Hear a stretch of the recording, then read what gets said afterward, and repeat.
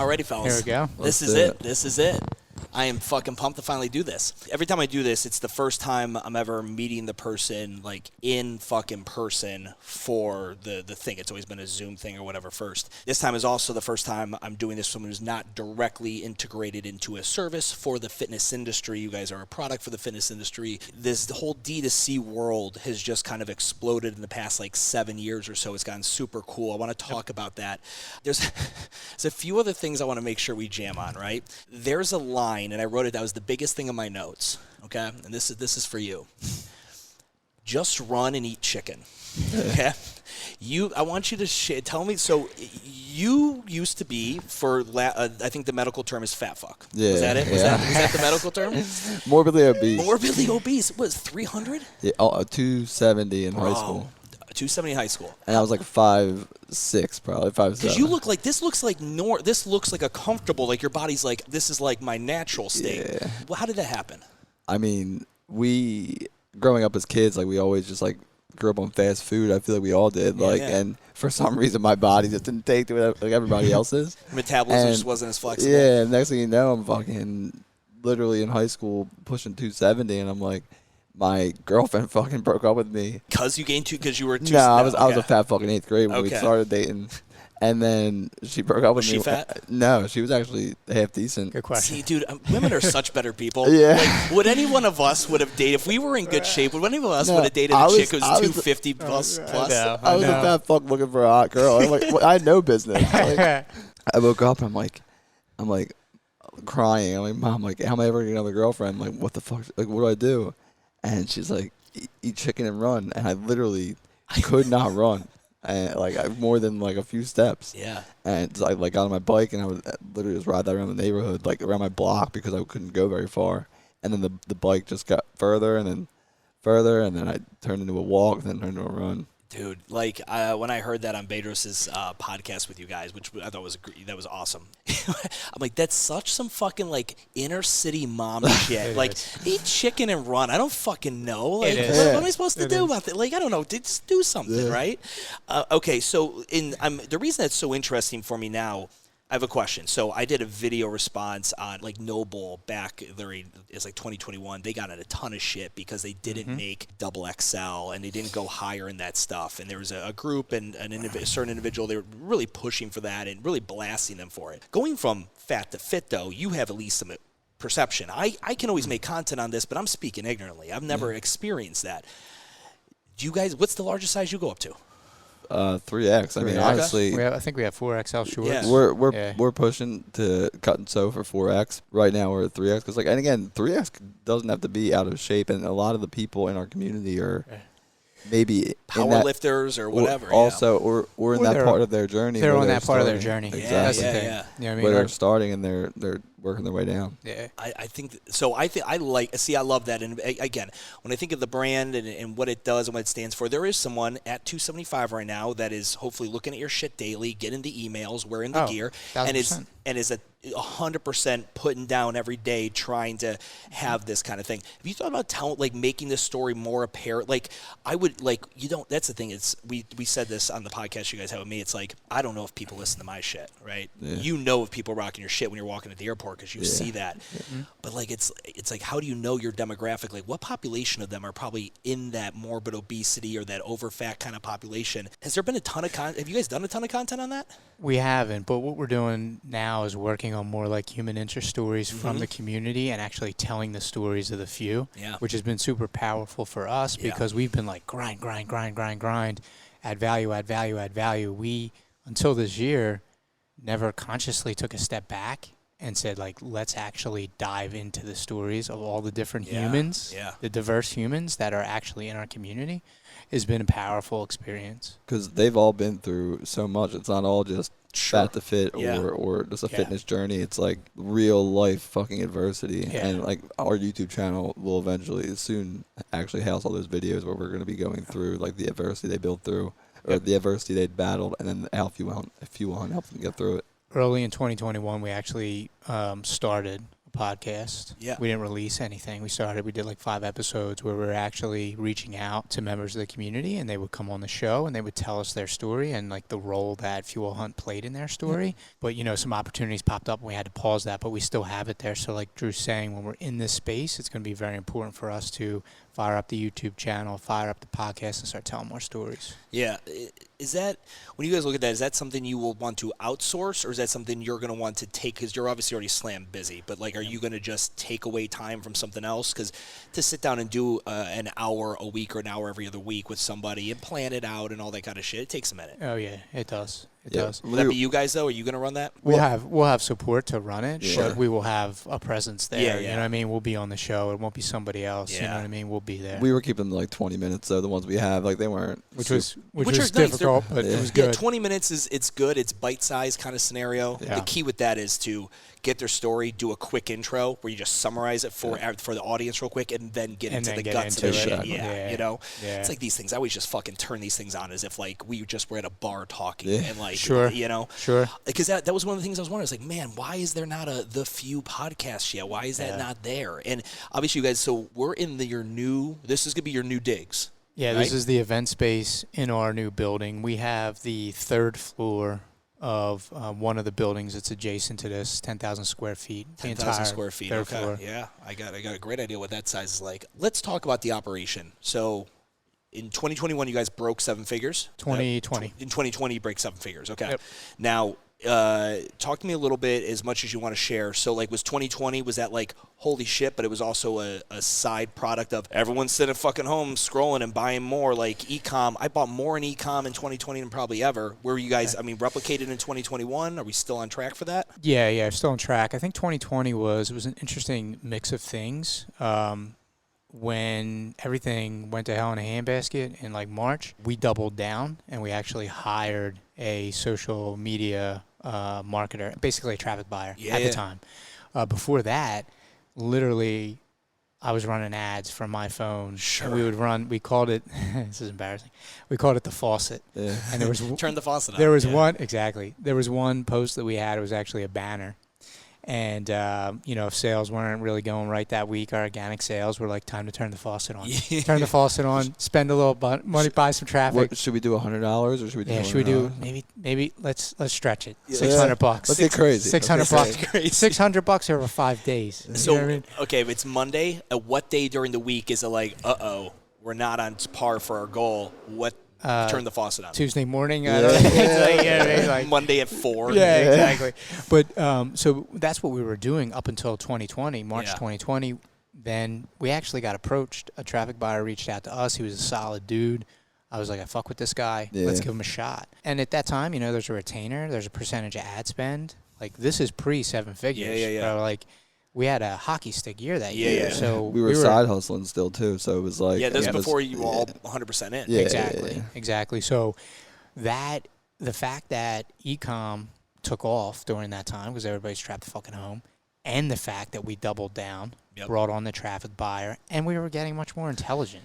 You know what I mean? Being 3 years in at that point. And the thing is too, like we always say, is like when everyone got scared and started to retract with their money, we're like, let's go fucking hard. Sure. Yeah, let's go. It's like the stock market now. I'm buying more now than ever. Like with it being down, I'm going to buy more than what it. Yep. So let's go to that traffic, that scenario real quick, because anyone listening to this is obviously probably familiar with the fact that you're a direct-to-consumer company, this D2C concept, and it's the thing that's putting brick and mortar out of business left and right, or taking up the market share.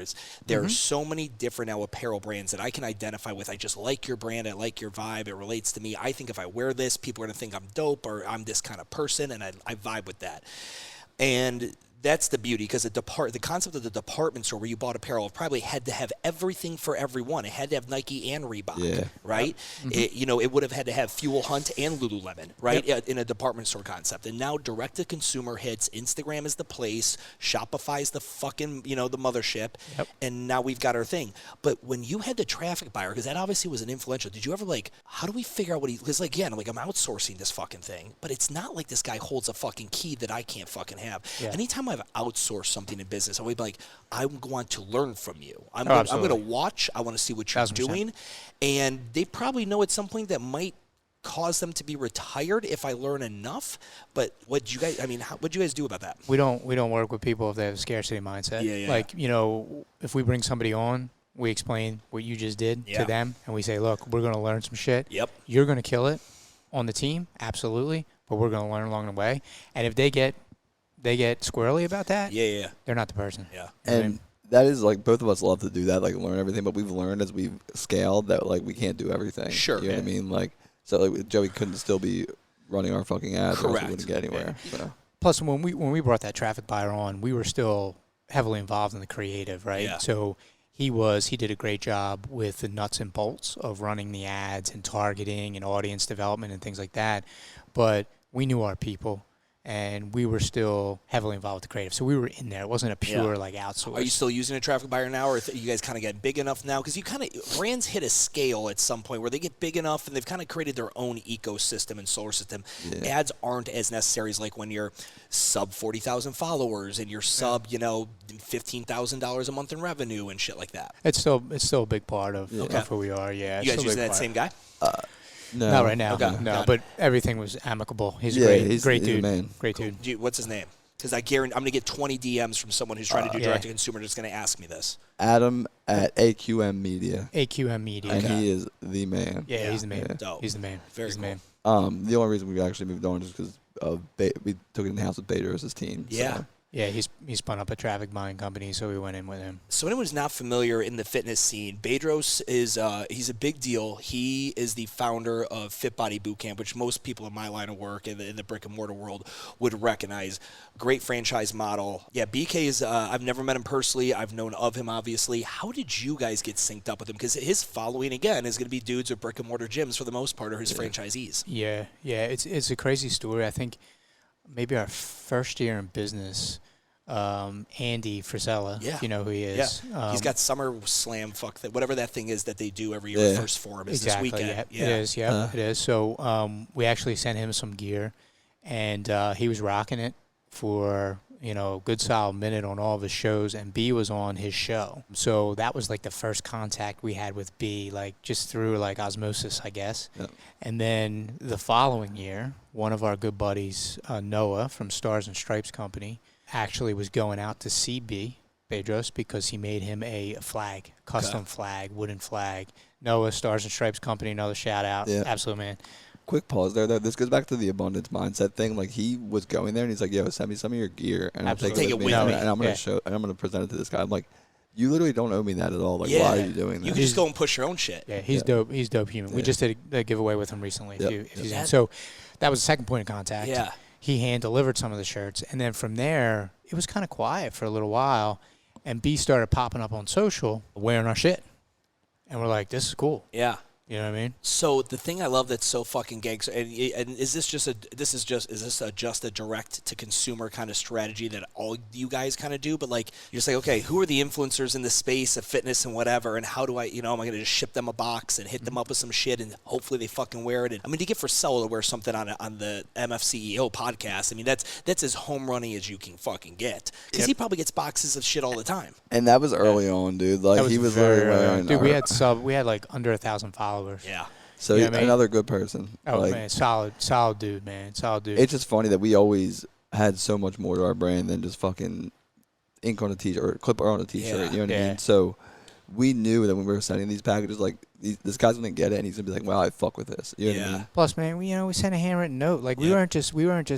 I guess maybe there's nothing against this, throwing a lot of paint against the wall, but we were sending packages to people that we admired, that were playing a role in our journey. Yeah. Handwritten note. Hey, man, this wax is why sealed. we think wax sealed. I seal that shit with wax. Shit with wax. Yeah. That's my fucking Thomas Jefferson said that He shit. don't That's fuck my around, thing. I don't fuck around. There's a lot of finish, dude. A lot of finish. A lot of detail. But so going back to B. So Noah dropped some shirts off. Things were a little quiet for a while. B popped up on social wearing our shit, tagged us a couple times, and then we just I think had he placed a couple orders. Actually, yeah, he started buying from us. And we're like, oh fuck, like yeah. I mean, if you're looking for a solid human, a guy that is just above and beyond what any human could ever be, it's Pedro's. I'm only saying this from third person and from afar, digitally and all that, but I've only heard dope shit about him. And I listened to the podcast that you guys did on the plane. It was really well done, and obviously he's like everyone does. You get really good at your thing, and then your thing just becomes one of the planets in your ecosystem, right? Like one of Fit Body Bootcamp is just one of the things he does now. He's obviously got his like mastermind kind of group stuff. He's obviously doing stuff. So his guys now handle your advertising, marketing, traffic buy, all that.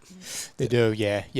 In 2021, actually, we're coming up on a year anniversary, I think. In 2021, he sent me just a random text, and he was like, "Yo, I've been watching basically, and I see what you guys are doing. You're killing it. If there was ever an opportunity for me to be a part of it, I would love it." Yeah. Got on the phone that Saturday afternoon. I was in my basement sketching tees, and maybe a month or two later, we were out in California. Met him, met his team. Had the energy meeting, which I called it with him, just to make sure that we were vibrationally like the same. Yep. And obviously we were, and here we are now, a year into a partnership, and we couldn't be more thrilled. I love it. And are you guys? So I looked at the numbers. So we did our podcast in February 2021. And you guys, I had you at like 52,000 followers on Instagram at the time, and we talked about it for a second towards the end, and both you guys had the best answer, like, yeah, don't give a fuck, right? It's a thing, it's whatever. You guys are like at the 96s or whatever now. You guys have pretty much damn near doubled that whole thing. Mm-hmm. Is there a direct correlation with that? Now that you've seen a growth in the social currency that is the most important for most entrepreneurs right now is how many followers do I have? How many subscribers to my YouTube channel? I mean, has business doubled? Have you seen those metrics go correlationally? Not really. Followers and finances, no. But social proof. Sure. You know what I mean? And just stepping in the room and to cold traffic, there's definitely a difference. Yeah. You know what I mean? There's definitely a difference. But financially, it was never, as we climbed that ladder, there were improvements financially, but it wasn't like, okay, well now we're at, almost at 100K. So business has now 10X. It doesn't, I think at the end of the day, man, you still have to, a brand is trust, and you still have to show up every day, show your people, show our community that we're here to empower them. We're going to make quality shit for you. The number only goes so far. Yeah. You know what I mean? It's just that I feel like nowadays people get so wrapped up in this fucking follower count, and they don't focus on their product, the quality of their product. Or who they're serving. Yeah. No, people do, and because I think everyone, when you're starting from zero, you think that to jump to the next lily pad, it's going to be the followers that create the bridge to that, right? Like, does Frisella wear your shit if you had 200 followers? Maybe not. Maybe he's like, it doesn't fucking matter. The shit's dope, right? If the product's good enough. But I think a lot of people have that, that imposter syndrome on them. Like, I need that social currency to validate me and who the fuck I am. Yeah. Or do they go hand in hand? Like, if you're putting out quality products and quality content, are you going to have a quality amount of followers? Yeah, probably. 100%. Yeah. And the thing that's super interesting to me on that, like, I talk to guys, and I use both of you guys as an example on this. So I'll get someone that goes, I want to start an online business. I want to do something like WTF. I want to start a podcast. And so I do probably about 10 or 15% of my clients are like personal brand or online business kind of development kind of thing. Sure. And man, but I've never done anything in that line of work. Like, let me tell you a story. 2 kids from Philly. One was in promotional marketing sales. The other one worked at a church, then a funeral home, and then moving trucks. You know what they both do now? That's what he was doing. They sell fucking T-shirts. They sell fucking lifestyle apparel, and they're slinging gear like crazy, bro. Anything you've done could have some carryover to that. Like, and I loved, like, it's so funny, guys. Listen, you worked at a church. I worked at a church as a kid. Altar boy? I never got fucked, and I was always upset about that. Like, I was always like, why not me, Father? Like, why not me? Right. But Altar boy was that job. I went from, just to be clear, right? I rose in the ranks. I went from, nothing inappropriate to rise those ranks, but I went from altar boy to working in the rectory, right? Like cooking dinner for the priest. Yeah. Then I went to sacristan. setting up for mass. You cook dinner for the priest? Those guys have it made. Fuck it, they got it made. It's kind of weird. They had a gym in the basement of our rectory. No shit. So they were going down there while I was cooking. They were down there getting it in. Yeah, on the treadmill. Treadmill and 9-year-olds. Yeah, we're gonna have to tell your mom to skip over that. Yeah, fast forward. But no, I was an altar boy too, and I went to an all Catholic school, and it was like the thing you did. You got out of school early because you had to do a mass, and then they come in late. Yeah, dude, getting $20 for a wedding on a Saturday, dude. Like, I put on this white fucking. It's literally a Klansman coat. The only thing it's missing is the hood, and like you walk around, and I carried incense around. Like that's really what it was, Catholic shit. Yeah. But then the funeral home one was. I mean, those are too niche. I could walk across all Philly, and I probably couldn't find somebody who's worked at a funeral home.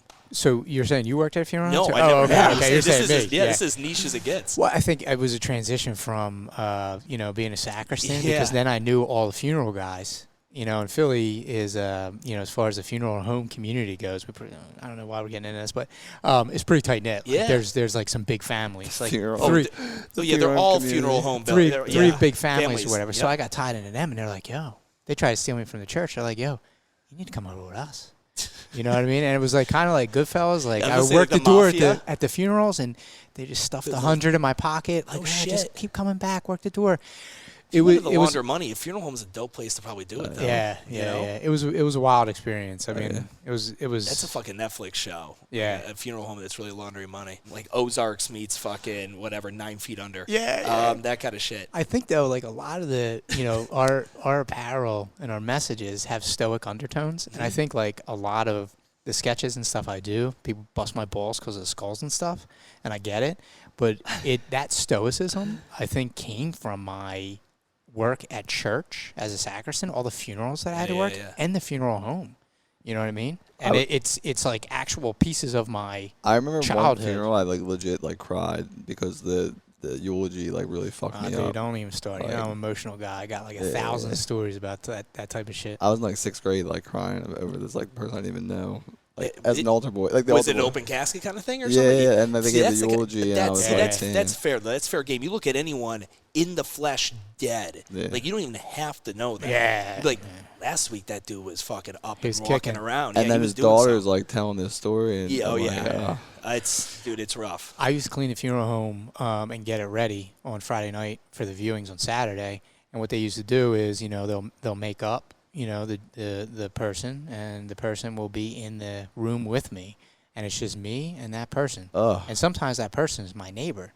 Like I had a lot of older neighbors growing up that passed away while I worked there. Yeah. Oh wow. So like the dude down the street from me passed away, and I'm like, vacuuming Friday night, and he's just chilling, and I'm like, I'm just gonna sit here and talk to you for a little bit, man. You know what I mean? Like the funeral home thing is interesting because I think the best combination for an entrepreneur is you have to have empathy, but you have to also have fuck it. Yeah. You got to be you got to be like this caring. You got to really care about the mission and the people, and you also have to be a fucking shark at times. Like it's this dichotomy kind of thing. Like a funeral home. Did you ever find yourself getting desensitized to death? Did it like shock you as much, or was it like because it's a normal part of everyday work? You go in there and people are dying. It's like if you're a nurse. Yeah, I mean the way that my mind works, I'm so curious, and I'm kind of like a deep waters type dude that I didn't get desensitized. It just made me more curious. Like it made me more. How can I word it?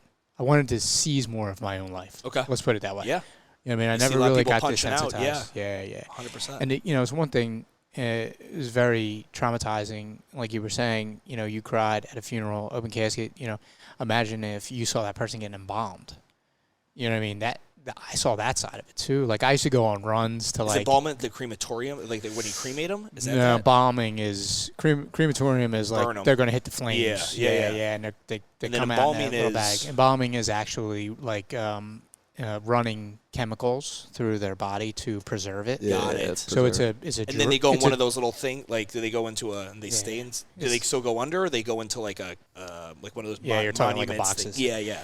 No, they can still go under the casket. Yeah, it's a like a draining and then everybody. I don't know if you have any funeral people listening. That's how they do the open casket. It doesn't matter. This is too interesting. They actually the body gets drained and then the body gets repumped with basically things that will preserve it. Wow. Oh shit. So there's like a draining exercise, and you can't drain something that's flat.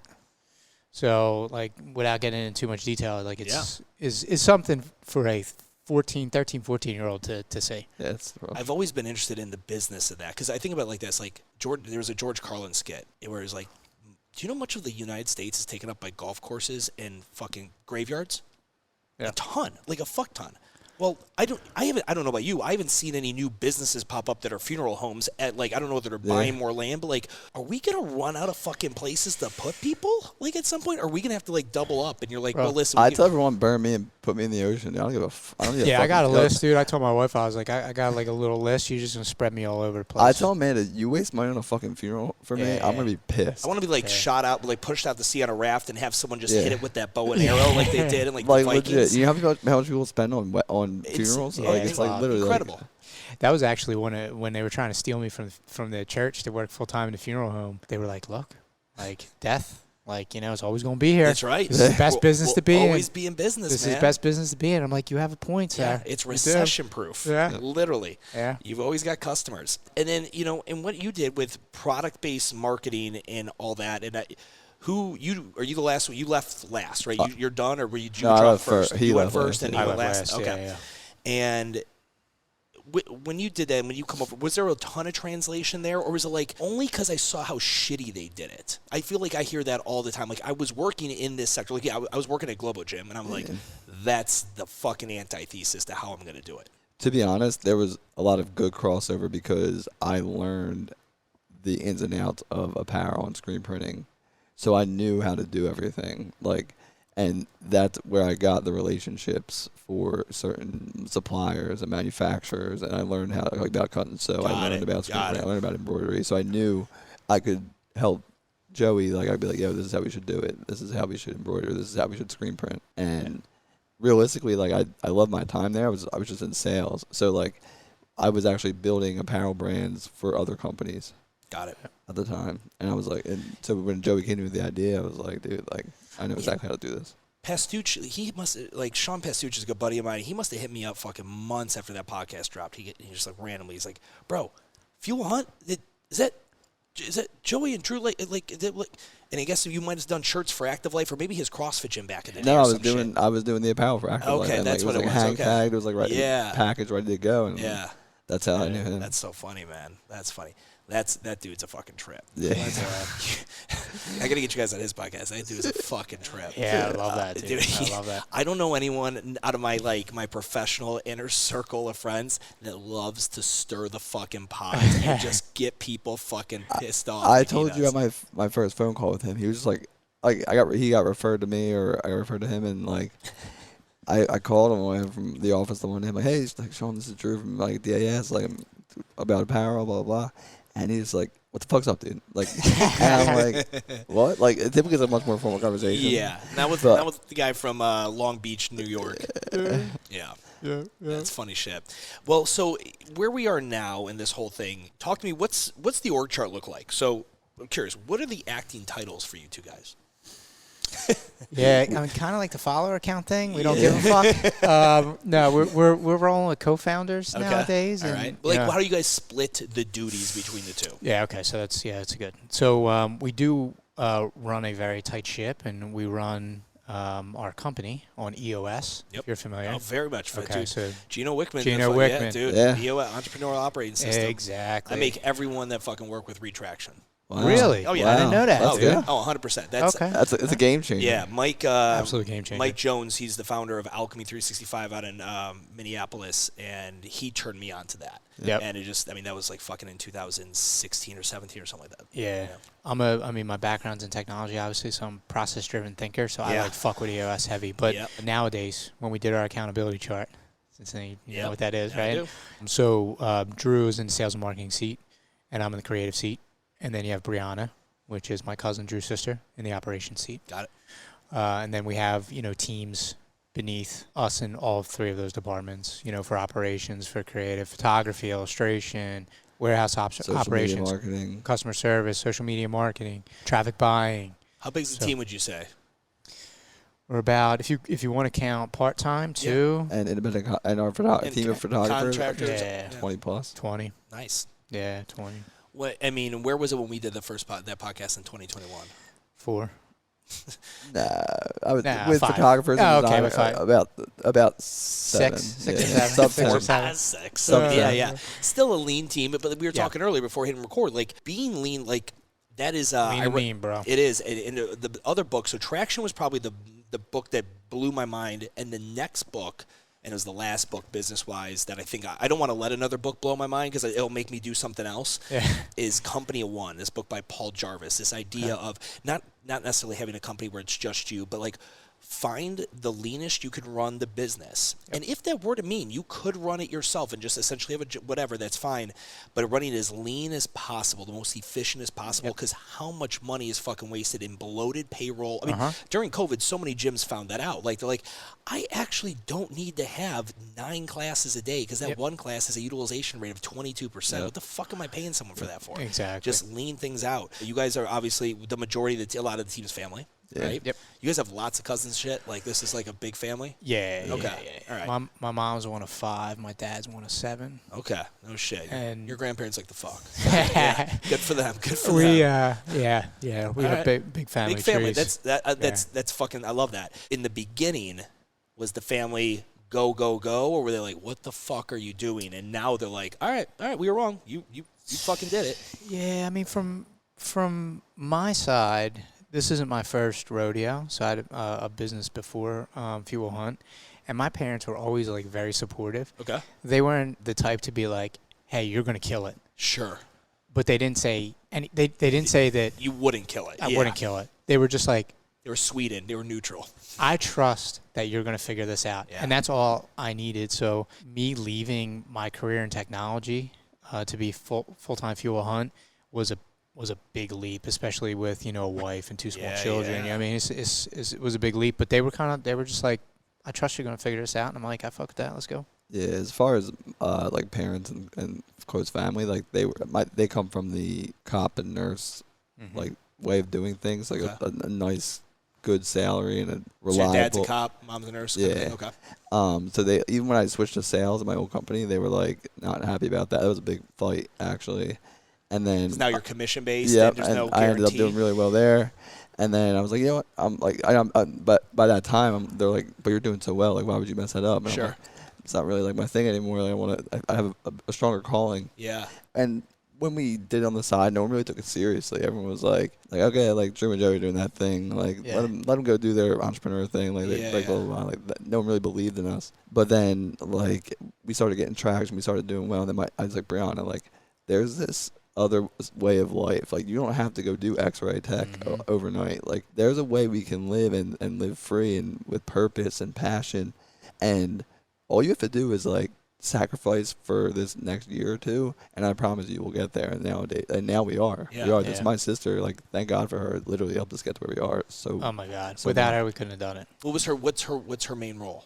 Operations now, but she like the organized one for you guys, like stitches all the crazy shit together. Yeah, I would say so. She's like our guard dog too. I would say so. Yeah. We first started, she was packing orders in my basement at like 3 a.m. Yeah, 2 a.m. in a snowstorm. Yeah, like, we're gonna get these fucking banners out. That's dope. You know what I mean? And one of our core values of the EOS way is whatever it takes, and like that's literally like embodied within her. Like, we got orders out in the fucking snow. Yeah, like, legit. Like when other brands are like, sorry, we'll get your order in 5 days. Like.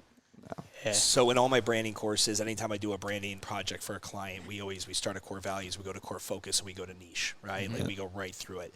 For you guys, what do you look at as like your core focus? And for everyone listening who hasn't heard me regurgitate this a gazillion fucking times on the podcast, is your core focus is your why. It's why do you do the thing you do? It has to be bigger than money, and it also should be industry agnostic, meaning when I hear it, I shouldn't know you're in the apparel world or you're in the fitness world, because it's bigger than the actual end product or service you'd create. Yep. Restoring the dignity of hard work. I love it. That's what it is. Fucking love it. That's what it is. It's what it's always been. Yeah. And what it's going to stay. Yeah. You end the podcast there, I think. It's just done. Cut it off. But I mean, that's one of the hardest parts I have with a client when we're trying to sit down. Even if I've had them retraction and they've watched a ton of the EOS videos and all that, it's sitting down and thinking, because everyone wants to be like, what I do is the fitness class or the T-shirt. Like at Urban Movement, it was to inspire movement, right? Like, and you could take that in a couple different ways. But it's so hard to come up with something that isn't exactly on the nose, the fucking thing you make. Yeah.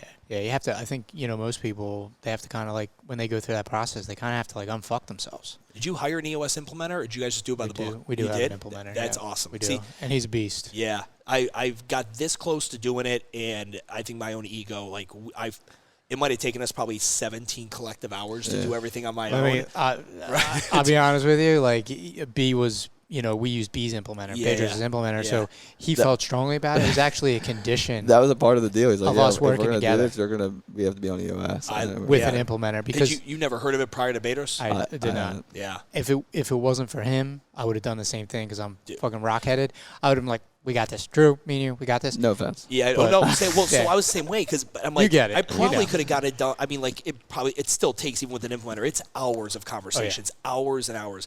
But my staff, when I was going from CrossFit South End to Urban, I'd sit Isaac and Deuce down with there. I'm like, okay, we're literally just going to talk about the core values, give examples, how are we living them day to day, blah, blah, blah. Then we're going to trim it all down and do the whole fucking process. All right, so restorative dignity of hard work is our core focus. What is the niche? And for operational definitions, the niche is the thing you're going to do better than anyone else. This is now where you can get specific into the shit that you do. Yeah, high quality apparel. Yeah, high quality. And just like inspiring movement, high quality apparel, high quality can mean different things, right? Yeah. So not only the thread count, but how it makes you feel when you wear it and what it does to your mind. And it's so interesting. I didn't get into the core values on it. I guess we can't. But like it's like how when you distill it down to restorative dignity of hard work, I have no idea what the fuck they do, but that's why they do it. And then I get into what they're doing, that niche, which is high quality apparel at Urban. It was inspire movement and then an awesome place to work out and get work done. We had the coffee shop and the whole Wi-Fi lounge and all that kind of thing. And it's like once you sit back and you have it and you kind of like see it on a whiteboard, you're like, man, this makes so much sense. Like listening to it, because I had heard people talk about EOS. I was like, man, jerk off. Like, I don't give a fuck. Like, I'm just gonna get shit done. But taking the time to do nothing except think and talk and think and talk and think and talk was by far one of the best things I did for Urban at the time. You come out of there with such a different sense of clarity about your business. You do. Yeah. You also come out of there with just mind melting. It hurts. It hurts. We just had our quarterly on Monday. We did it virtually actually. And it was like 9 to 4, 9 to 5 or whatever, straight through. Yep. Just melding our minds. Yeah. But afterwards, we feel so good. I will say though, you have to have the right people in the room. Yep. Because if you have some dickheads in the room, it's impossible to go through. Yes, egos. I said dickheads, dickhead egos, same thing. It's not going to work. No, and the people you want in the room is that leadership team, right? The key motherfuckers you're going to have. They're going to help you make the decisions. And I brought in one of my like business branding, marketing, mentors that I pay and I work with. I brought him in. I made him part of my leadership team, even though it wasn't a formal part of the business. It's Smart. tough. It is. But yeah, if anyone's listening to this, you want to take one piece of advice at this fucking point into the podcast, go get Traction by Wickman. Gino fucking Wickman. It's an amazing book for anybody. Yep. All right, so let's go ahead. I want to jam a little bit about this D2C world that we live in now, and it's Shopify makes it easy to play. What would you say right now? Someone's wanting to start something, a DC. What is the hardest thing that is definitely the game changer? Is it getting the right quality material? Is it because if I fucking buy something and I can just tell you rip the tags off the next level, try blend. I'm like, oh, okay, I guess. But like, what is the number one thing that makes apparel high quality apparel? Is it the material? Is it the printing? Is it the? So I think the one thing that makes anything high quality is the intention behind it. Yes. So nowadays, and that's something Joey taught me because I'm much younger than him, obviously. So that's one thing. What is the age here? We're 10 years apart. Okay. Yeah, we're 10 years apart. How old? I'm 30. Drew's I'm 39. Am I 31? Okay. I'll be 31. I don't know how I'm 39. I'm 39. He's so old, he can't keep track of it. Yeah. But I learned from Joey that like I always wanted to do, go, and I still, I am the faster moving one out of us. We bounce each other out. Yang. Yeah. When we started, I was like, let's post this, let's do that, and Joe was like, dude, chill, like, and I look back, I'm like, I say to him all the time, like, dude, if we fucking posted that, like, we would not be where we are now. Like, sure. Thank you for reeling me back in, but the intention behind anything you're doing, that's why I tell our employees, like, have intention first, because if you don't have intention, you're not gonna have a high quality anything. Yep. I think you were leading in with, like, is it the thread count? Is it this? Is it that? Yeah. And even before we hit record, we were talking about, there's a lot of copying going on, right? Sure, yeah. What everyone is missing is the core focus. Yes. That's what the fuck they're missing. Yeah. They're missing the intention. They're missing the purpose. I was just at Vince Del Monte's event in Nashville. It was for Fit Pros, online coaching, and we were a apparel sponsor for him. When was that? That was in April. Okay. Dope. April, right? Vince was gracious enough to have me on stage for a little bit, so I got the opportunity to talk, about what we're doing and our why. Yep. And I told him, the first thing I said when I walked out on stage was, there's a bunch of apparel out there in the hallway for you to buy, and please do buy it. Sure. But we're much more than an apparel company. That's the truth. And I went into our core focus, our why. After I got off stage, folks came up to me, hey, I'm trying to get my apparel game off the ground too with my online coaching thing. It's just there's no traction. Is it my designs? Is it my thread count? And I gave them the same answer. It's your why. It's your core focus. It's your purpose. It's not, hey, buy this shirt just because you're coaching me. It's buy the shirt because it makes you feel this way. You link it to your results, the coaching results that I'm getting you. You know what I mean? It's funny because that's what's missing. We didn't even necessarily start out to be an apparel brand. We started out because me and Joey and I felt the same way, and we wanted to find more people like us. Bro, before we were in drawers and closets, we were in our community members' minds. Yeah. We have to be have to be in both of those places to be successful. Instagram was getting big at the time. We're like, let's start this fucking Instagram page, and we'll call it Fuel Hunt, so people know that if you want to do the work, you can come do it with us. And we were just posting random shit we thought about that we thought was hard hitting. Yeah. And we made a shirt that was up for sale that we didn't sell many of. Without us starting that way, we wouldn't be where we are now. Yeah. We just wouldn't be. No. So lucky for us, the purpose came before the product. The thing is, and this is where I want to challenge. So, if I went to any of these guys, if I went to any of the Fuel Hunt similar concept models, direct to consumer, they claim they have community. I bet you if I had them on a podcast, they're going to say the same fucking thing. Yep. We take care of our community, whatever. At some point, there does need to be an actual strategic thing that wins a battle. Not the war necessarily. The war is going to go on for as long as you're in business, but something that's going to allow you to pull away that they're not doing or they're not seeing. And again, in the brick and mortar scene, that's always been my thing. Is everyone says they got the best coaching. Everyone says they got the best community. Everyone's got the best programming. But what is the thing that I'm going to be able to do that someone's like, that's a dumb fucking idea. That's never going to fucking work. And then, my pick a spot model.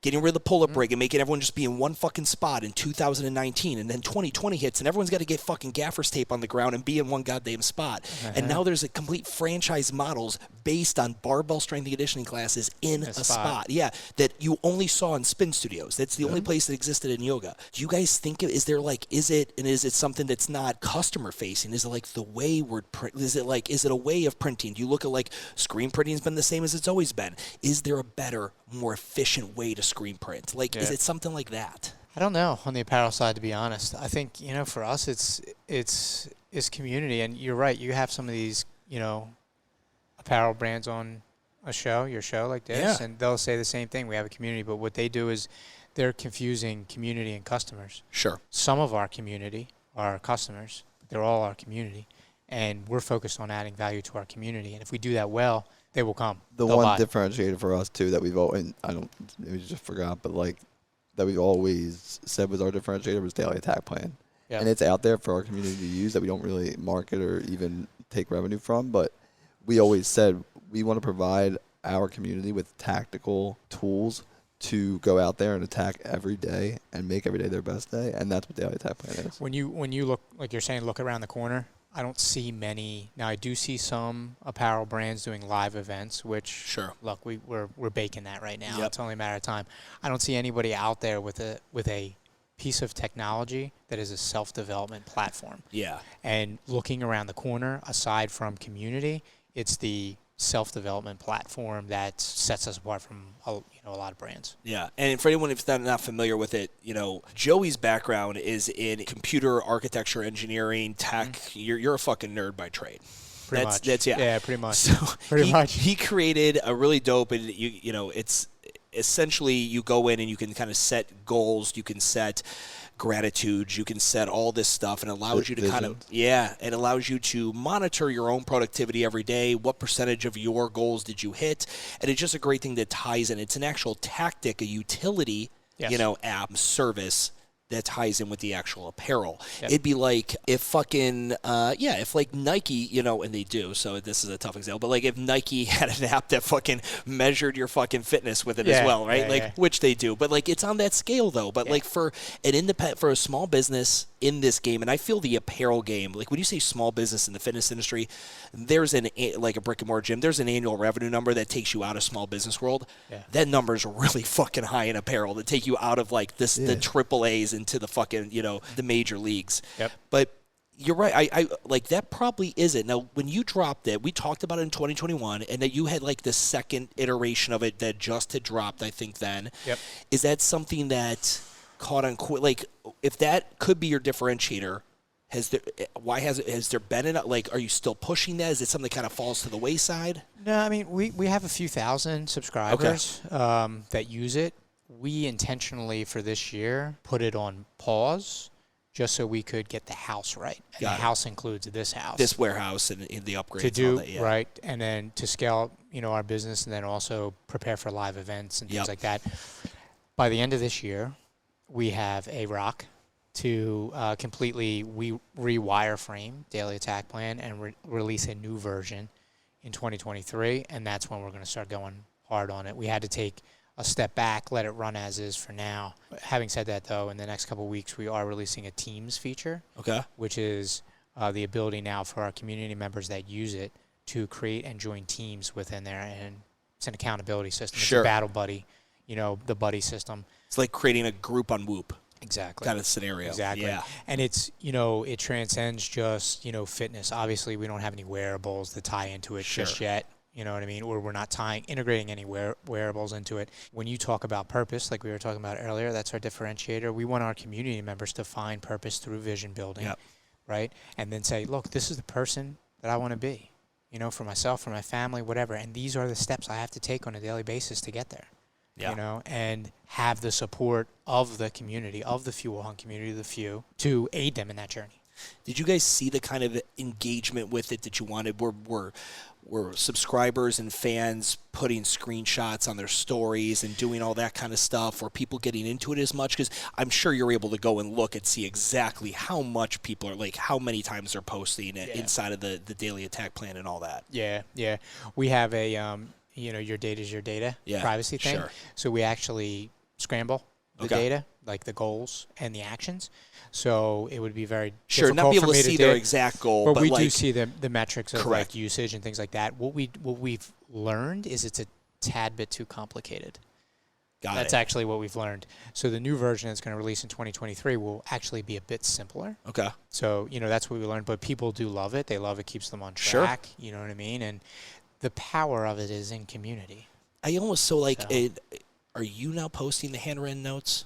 Yeah. Is that you? Okay. Yeah. Like, part of me was like, so I saw that, and as soon as I saw your Instagram post, and that handwriting is great, by the way. I was like, is that digitized? Is that fucking real? How many times do you have to practice writing it because you fuck There's up a stack or of spell shit wrong? There's a stack of post notes that don't make the picture. And how do I spell this? But I saw that, I was like, fuck. Daily Attack Plan, maybe like their members, it's a fucking dope moleskin.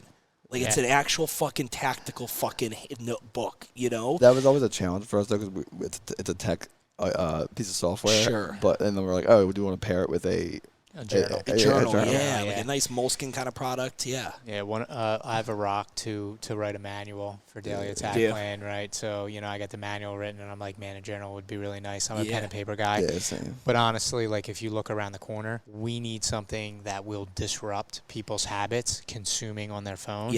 And we have to compete with that, so we need something that's going to scream at them on their phone while they're on their phone, which would be Daily Attack Plan. My biggest thing when I'm trying to play that look around the corner Nostradamus kind of thing, it's always like, where is everyone going? Okay, go the other direction. That's what Whoop did. Whoop was like glass screen, Garmin, Fitbit, Apple Watch, but no screen. Like, what do you mean no screen? And it's going to be dirt cheap to make. We're going to give it to them free and charge them for the fucking sub. Like, the subscription is the money. Yeah, that's it. Like, but if you would have came up, like, Apple Watches within 5 years of the Apple Watch, you said one of their biggest competitors is not going to have any analytics. So, you know, I do open gym at the gym I go to, and I watch a bunch of the kids in the class, and they've all got their fucking phone up against the rig so they could see their strain score and their heart rate and all that. Because, you know, you can't see it on this. But they still do it. They get magnetic phone cases that they can put right on the rig, just so they can fucking see that score. And it's like it doesn't bother them in the least. And that's the genius of that fucking company. Yeah. Willamed's an absolute beast. Dude. Yeah. I literally so I went past their headquarters in Boston when I was there, and I'm like, oh, that's a cool. I mean, I don't know, it's an okay little office. And then went around the corner, and they have like the entire fucking. I mean, they've got this Whoop sign on this building down by Fenway that is fucking enormous. I'm like, oh, it's the whole building. Okay, got it. Yeah, they're doing it right. Yeah, he's doing it right. You know, I've never met him, don't know him personally, but from what I can see from his movements on social, seems like he's really doing it right. And hats off to him. Congratulations. I mean, this thing changed my fitness. Yeah, you know, when I got it. Yeah, changed my life. When you guys look at your Whoop shit? So I did it. I think I did it for like 5-6 months. What's the score? Is it the straight? Is it the sleep? What is it? The recovery? I mean, what's the thing you enjoy the most about it? All recovery for me. I used to. Once you first get it, you're like train. But then like you start to utilize it as an actual tool to be a healthier individual. Sure. See, my girl was like, nah, I don't want you to have one of those. Like, I'd go out and fucking tie one on and have way too many whiskeys or whatever, and wake up and I'm all green, like I'm fully recovered. And I'd be like, look, I'm the fucking man. She's like, God damn it. It's interesting, you guys in fitness. Because you're obviously, when we got on that call the other day, were you in the middle of working out outside or some shit? We get on a call, and when they're outside, and I was like, it fucking looks like Drew's just fucking working out. He's like, shirtless, swinging a kettlebell on the lawn. Just getting it in. Yeah. But if I had to pick a genre of fitness that really has resonated with you guys, it's been MMA. Yeah. Now, was that intentional? Did it just go by the wayside? Because, I mean, literally, there's a fuel hunt, insert your sport shirt, and kind of you see some media around it and all that. Why do you think MMA resonated with this? I think first and foremost, MMA. If you open it up, so BJJ, MMA, whatever. Yeah. Those girls and guys are some of the hardest workers you will ever find, especially those competing at the pro level, and that's nothing against those that are competing at like an amateur level. Yeah. It is fucking intense.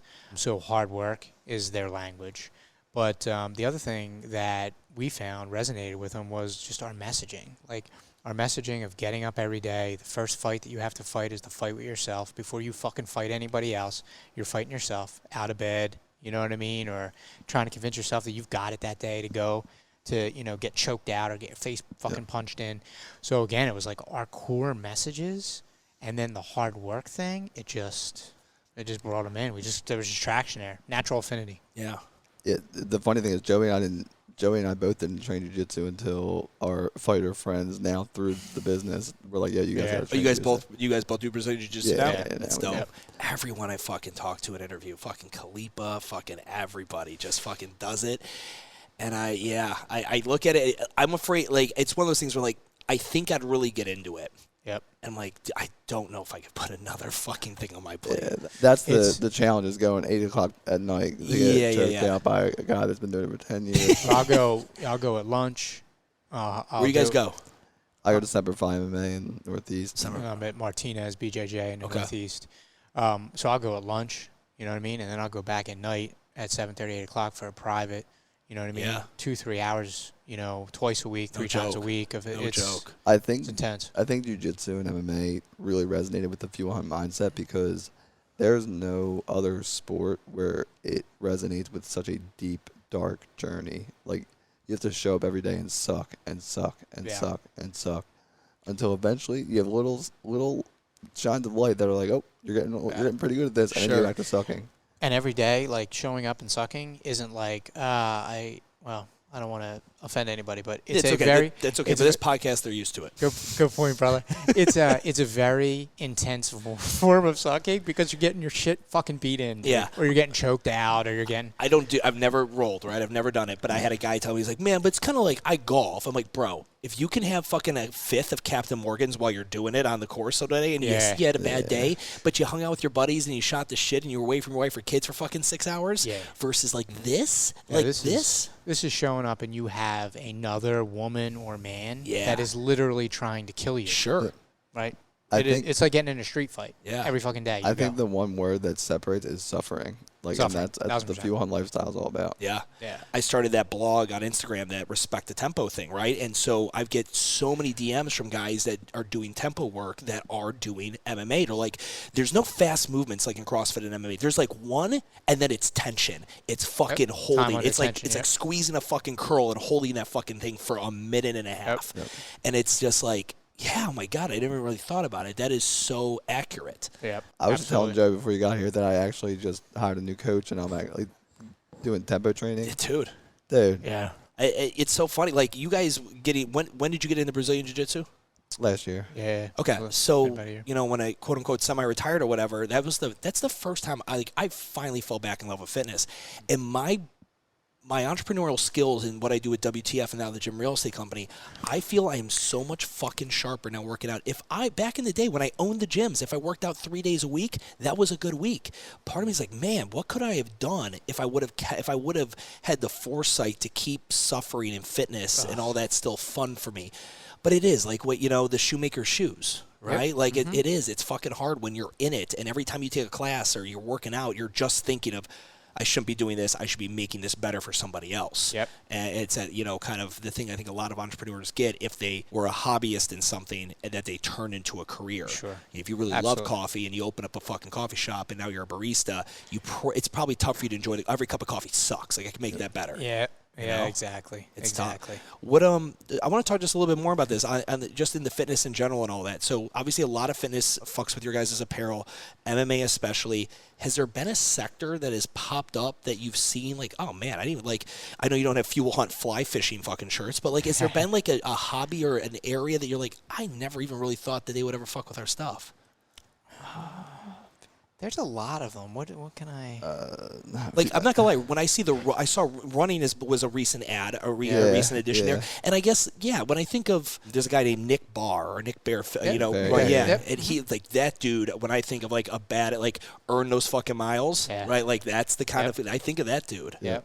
We get requests a lot. Like, we get a lot of requests. If you want rugby, curling, Fuel Hunt curling. Oh shit! I just don't think we're selling enough of those to put in the production. To justify it. To justify it. Yeah. I mean, but it's interesting to see, that Fly Solo documentary comes out. Are they Free Solo? Not Fly Solo. Free Solo, that came out of rock climbing, got super huge. I mean, the amount of rock climbing facilities have opened up. Yep. There's a lot of niche sports, I think, that are going to come of age and still get popular. Even, again, going to MMA. It's still grossly not popular compared to mainstream fitness methodologies. Exactly. I think that's honestly if someone's like, man, what sector of the fitness industry should I invest in? I'm like, that one. Like anything that is mixed martial arts, if you could do it differently than the way everyone else is doing it, then yes, I think you have an angle. I think that's something to do. For sure. Right now it's kind of like a hole-in-the-wall thing. Yes.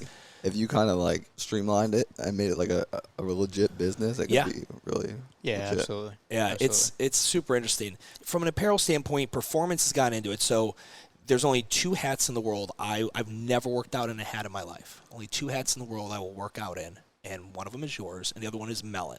Okay? And I look at the quality of the 2 hats, and it's just not so I got 2. I got one that I wear out, and I've got ones that I work out in, right? So how much is performance threads? Lulu did the technical fabric thing really well branded. Do you see if everyone's doing fitness, there is the difference between working out in something like a performance-based hat or performance-based shirt than something tri-blend and stuff like that. Are you guys seeing, since so many people are sweating in your shit, that the cost of materials and the kind of bouginess of the materials are going to have to start kind of competing with athleisure, or at least enter that sector a little? Yeah. Yeah, okay. we're gonna have to get there. We have a really nice balance with our apparel where you can train in it, and then you can wear it on the street. Sure, you can wear it at night out, and we've intentionally kept that balance, but we are starting to go harder into performance, and this is, the hats are one of the first things. And being transparent, the past few months, 6 months, probably been testing and sampling different performance fabrics, and we just haven't found the right one. Yeah. And why is that barrier so wide? Because every gym, when they're wanting to do retail, first thing they ask me is, Stu, I want to get something kind of like Roan, Lulu, fucking 10,000, whatever. Where can I get it? And like, I'm like, I don't know what to tell you. Like, unless you go buy a fucking bunch of those at wholesale or cheaper cost and just put your own shit on it. But like, but there's also a reason there's not a lot of screen printing on these, right? It doesn't. I'm assuming this material doesn't go well when you exactly. There's a lot of additives that have to be put into like when I was back in the industry, like literally everyone was like, if I provide you Lulu, will you screen print on it? And I was like, no, but I will. I'll be embroidered on it. Got it. Yeah. So what is the big barrier to entry there for like a company like yours or any direct to consumer? Why is that such a jump for you guys? Why isn't it like, oh yeah, we turn that on next month? The issue in my eyes is the fact like there's so many options as far as what type of like cone polyester, ring spun polyester, like 100% poly cotton, poly rayon. And it's like spandex, all of these come across our desk, and we have sampled them and tried them on that haven't been right. What is when something's not right for you? Like what is a big common flaw characteristic you find when you're testing out like athleisure? The 100% polyester just has never been it for us. 'Cause it's very sticky, and like hot, like when you're sweating. Yeah. You like pulling it off like you. I imagine that's not 100% polyester. It's probably a blend. Yeah, I guess. But just how it feels when you start sweating, really, for the performance. Weight of the fabric, breathability. Yeah. Like, we'll get the fabrics, we'll feel them. Like, before they're even a garment, like, we have the fabrics on a roll, and we're like, sometimes we're like, we can't fuck with this. This isn't us. Then we'll get garments, we'll actually make garments of it. Then we'll test the garments. We'll give them to our ambassadors and our athletes to test them. So, like this one specifically, like, got this and we're already making like 10 changes to it, so like it takes like so many steps before it even comes to market. Where do you like who's doing athleisure you think exceptionally well that you in that space? I mean, there's only a handful of players really kind of at the top of that mountain peak, right? I mean, it's Athleta and Fabletics and Rowan and shit like that. Like, is there anyone that you've been like, okay, in that line, like that's not us, but like we think they're doing that well? Lulu is literally taking, like, everyone that I talk to is like, oh, I need Lulu leggings. Sure. And I'm like, they've literally identified their brand as the highest quality leggings and athleisure apparel out there. Like, Lululemon is synonymous with great athleisure apparel. Yeah. Yep. And that's amazing in itself. Have you ever done a lot of research on Chip Wilson and like his role as like the founder and all that? There's a book called Black Stretchy Pants. So he got kicked he gets kicked off the board because he goes on, I believe it was CNN, and they brought up, they're like, hey, so there's been a lot of customer service quality control complaints on your leggings for women because they're pilling. Right, so in pilling, if everyone knows, it's it kind of rolls up in a little ball, whatever. Yeah. He goes, it's because a lot of women who should be wearing a large are getting medium, so they look thinner. Maybe they should go back to a large. So he says, and he's not wrong. Like, if you stretch that shit out, it's gonna pill. But that was a big a public no-no, and they spanked him, and they kind of kicked him off the.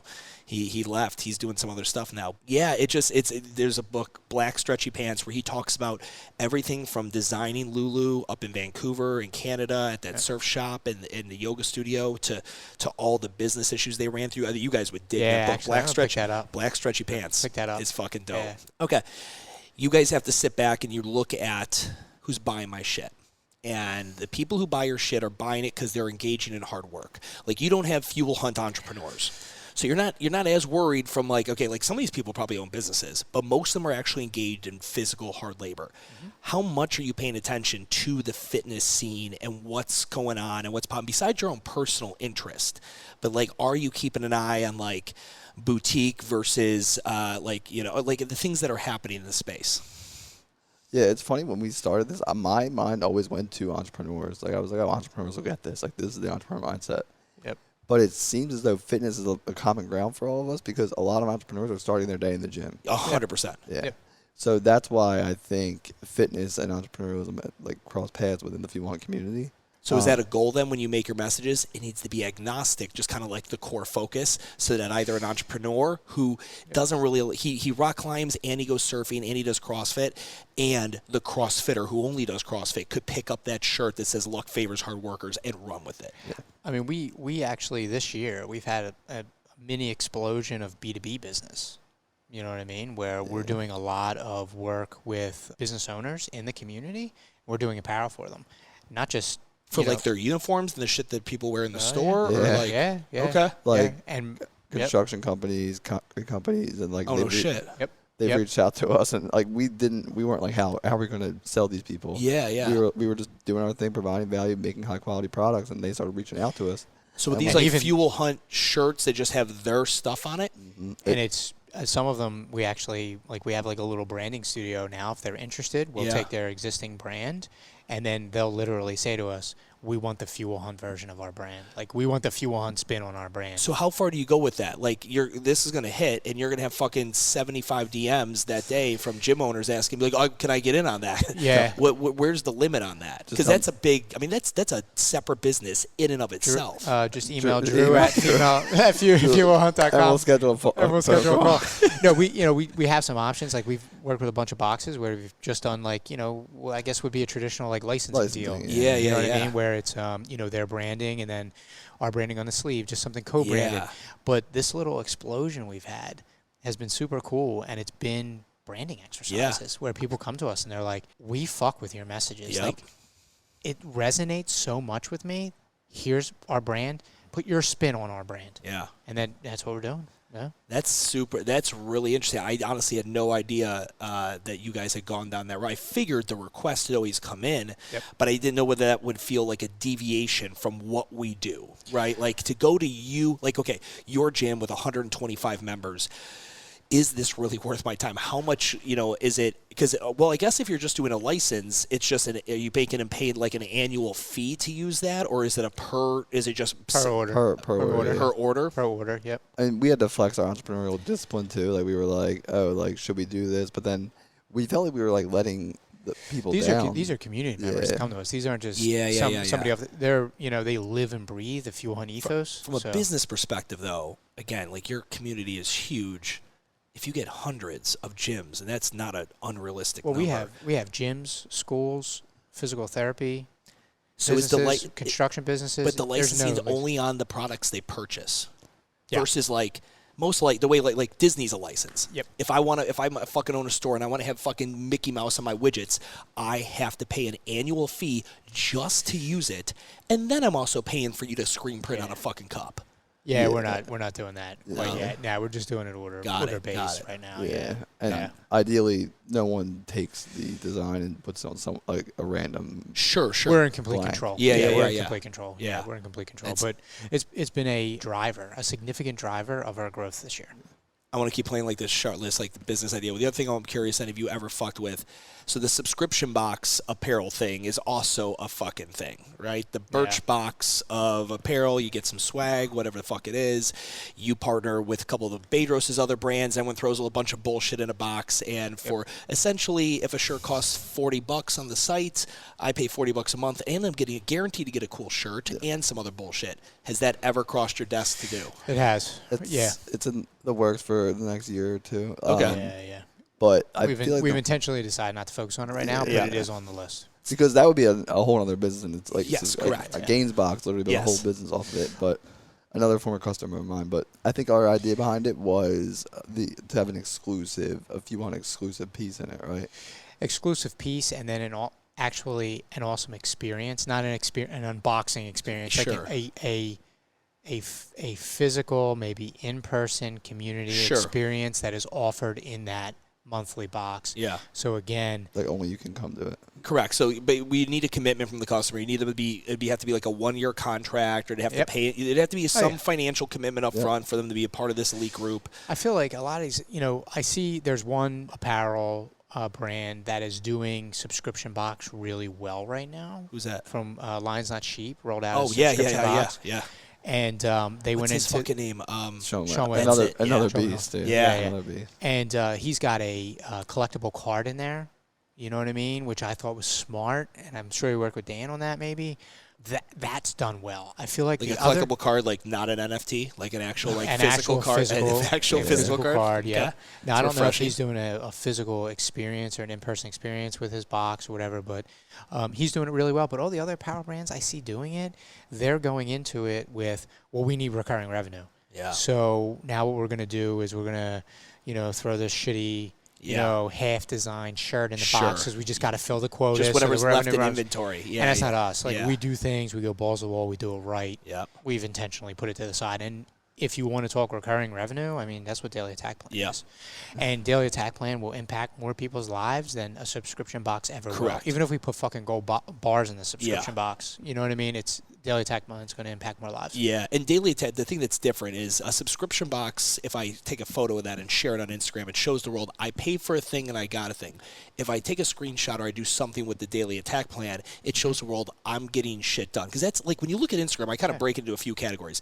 There's people showing off the shit they're doing. Like, that's a huge category, right? And there's, like, you know, someone gets done with a workout and they take a photo of the sweat angel on the ground, or they take the post-gym selfie or whatever.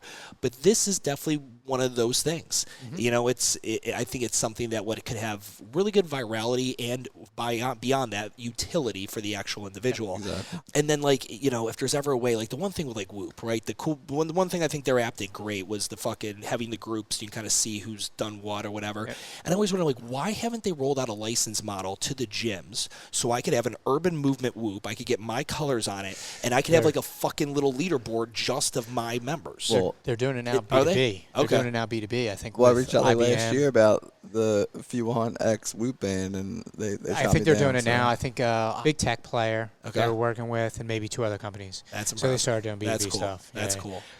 I agree that Daily Attack Plan has great virality to it. The thing is, like, you're talking about work being done. Yeah. And that's there. But the other piece of it is like, there was a precursor to all that work. All those actions that were checked off and gave me my score for the day, my attack score, the precursor was I set a compelling vision for my life and for my family, and that's the piece that people are missing nowadays, right? I was missing it. We were just talking about this before you even got here. Before we were like, how much time I wasted in my life working hard, busting my fucking balls without a really clear vision of, like, what my purpose was. Sure. So when you think like EOS and like VTO and like vision building days and stuff like that, like, that's the most beneficial part of Daily Attack Plan. The actions after that, then you can flex and you can post your thing and everything like that. But I think people are going to say, wow, that person knows what they want out of life, and they're working towards it. That's why I need Daily Attack Plan. Yeah, there's like a different, and I want to talk to you guys about this. There's a difference between going out and to just chop a ton of wood versus chopping a ton of wood to go build a log cabin, right? Or to make a fire, to do something with it. So I think people saw my fascination with your brand and some of the content I created. And I had some gym owners who I think wanted some pats on the head, and some people I was working with like, dude, Stu, I'm working fucking hard. And I was just working hard.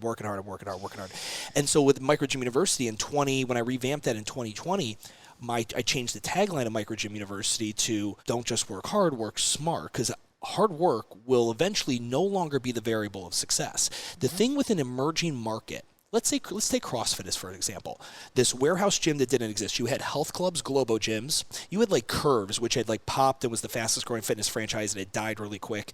But there really wasn't this micro gym thing. So CrossFit explodes, and everyone's working hard because they were figuring it out. And when you don't know the market, you're figuring everything out. The internet. Like, D2C on Instagram, you guys were still a part of that era that was fucking figuring it out, how to do this, what kind of content works, what kind of traffic buying works. So you had to work really, really, really, really hard. Well, anyone who wants to start a D2C brand today or a CrossFit gym today, my premise is it's not, yes, you have to fucking work hard, but it's about working smart. You guys... anyone who started a CrossFit gym early, we kicked in the door and took all the bullets. We figured it the fuck out. We had to work our dick off, and we did with the wrong work so many times. Now, hard work becomes sophisticated over a long enough time, and now it's about, let's do this smarter. I listened to the podcast with Bedros, and a lot of the stuff was talking about like how the convenience economy, you know, I can get that banana ripe or green or brown shipped to me the next day kind of scenario. And I'm curious, like, where do you guys see the line between working hard and working smart? Like, if I'm like, okay, I've got ladies that come and clean my house every week. Am I being lazy? Am I not working hard? Like, where do you guys see that line? Yeah, I think I actually wrote an email about this whole work hard, work smart thing. I think that nowadays you have to do both. You have to work hard and you have to work smart. I think the problem is that most people just want to work fucking smart, right? Yeah. They're like you said, somebody else kicked in the door, somebody took all the bullets from me. I can steal their manual. I can scrape their Instagram. I can steal their copy.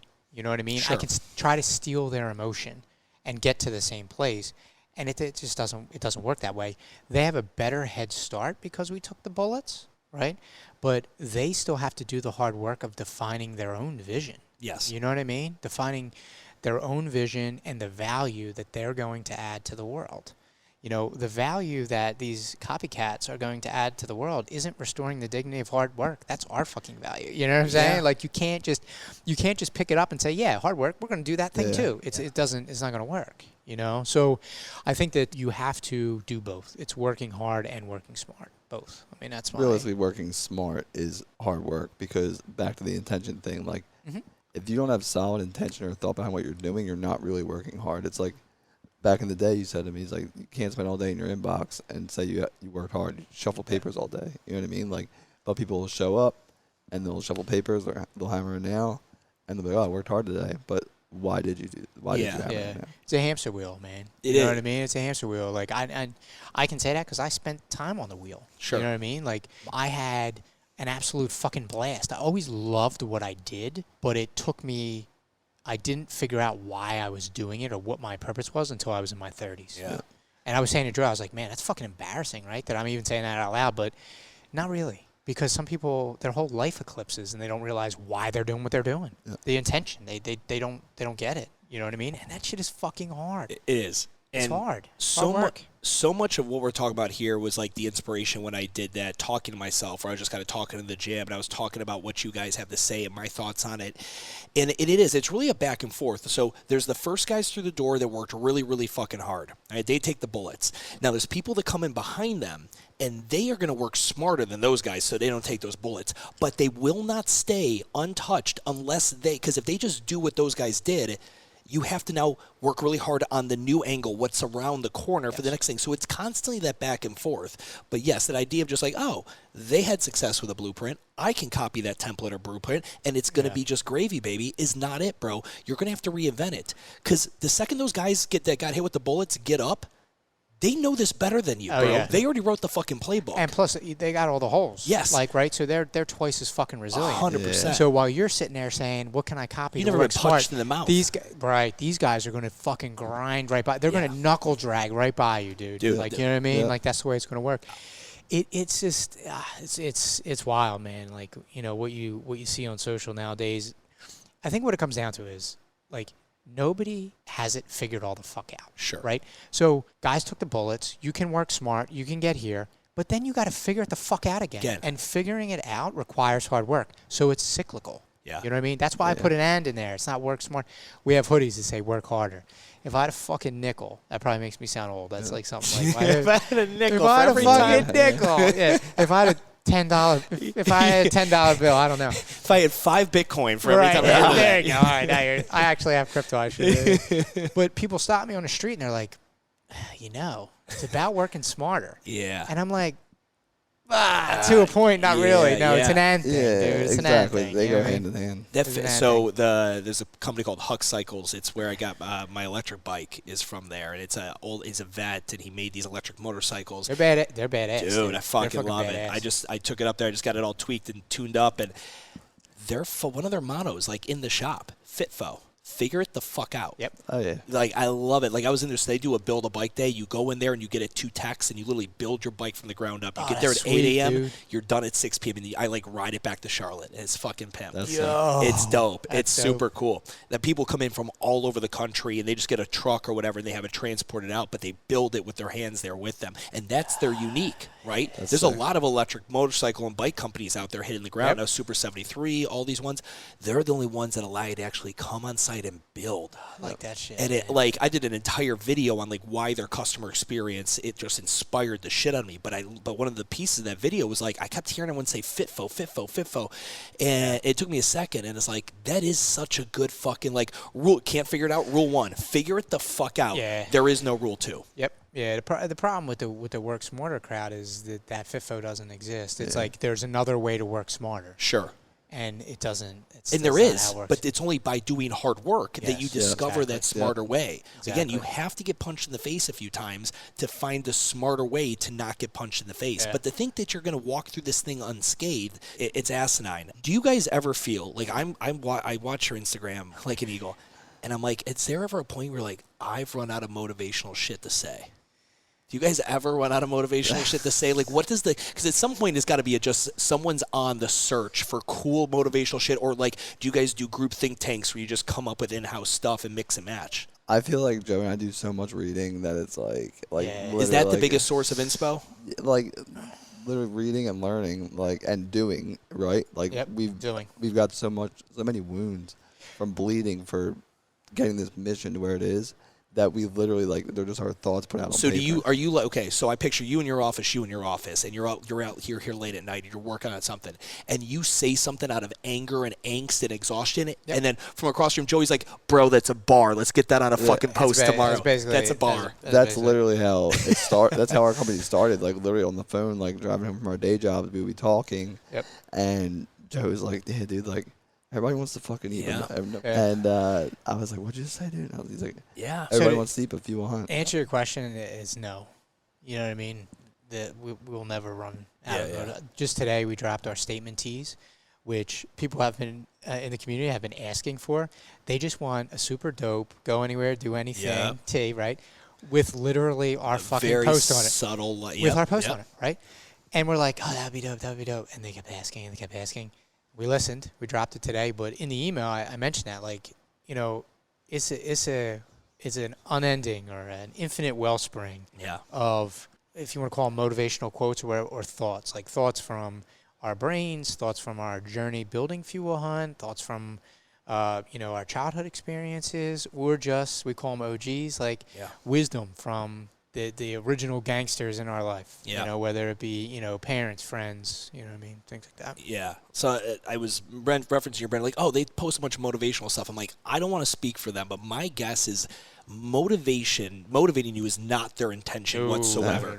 No. They're like, at anything they want you, like, I think the best thing a brand can do is make you become inquisitive and say, oh, that's interesting. What do you mean urban movement? Like, let me just be inquisitive. Just get someone curious about it. I was like, I bet you they just want you to be more self-inward curiosity. Like, have more of that. Like, you hear something and think more like, oh, how does that make me feel? Why do I feel that way? Am I doing that thing? Yes. Could I be doing something different? Yes. Yeah. Yes. Making you more introspective. Making more introspective. I think when I write those words, it's about empowerment for me. Like, I want somebody to feel empowered, not necessarily all the time to go out and just crush and just do hard work, but empowered to question themselves, how they're living, what they believe. That takes courage because, that's a hard thing to do, to step back and say, well, oh, wait a second, man, am I entitled as fuck? Yeah. You know what I mean? Like, or, are the people in my circle entitled as fuck? Yeah. And is that rubbing off on me? So you hit the nail on the head. I have 2 daughters, as you know, and there's 3 things I want for them. And the first thing is curiosity. Curiosity, courage, confidence. I love it. First one is curiosity. You know what I mean? It's important. Yeah, it is. I'm just stereotyping here, but like, are most guys that are as analytical as you have to be in the tech engineering space? Yeah. My experience with those guys is they're not as well written and articulate as you are. Because you write your newsletter. So I've got the ghostwriter who writes the WTF Weekly newsletter, but I type my shit to her, my drafts. Like you type yours, like I just ... running lines, just like constant flowing fucking thoughts. It's a story that builds on itself.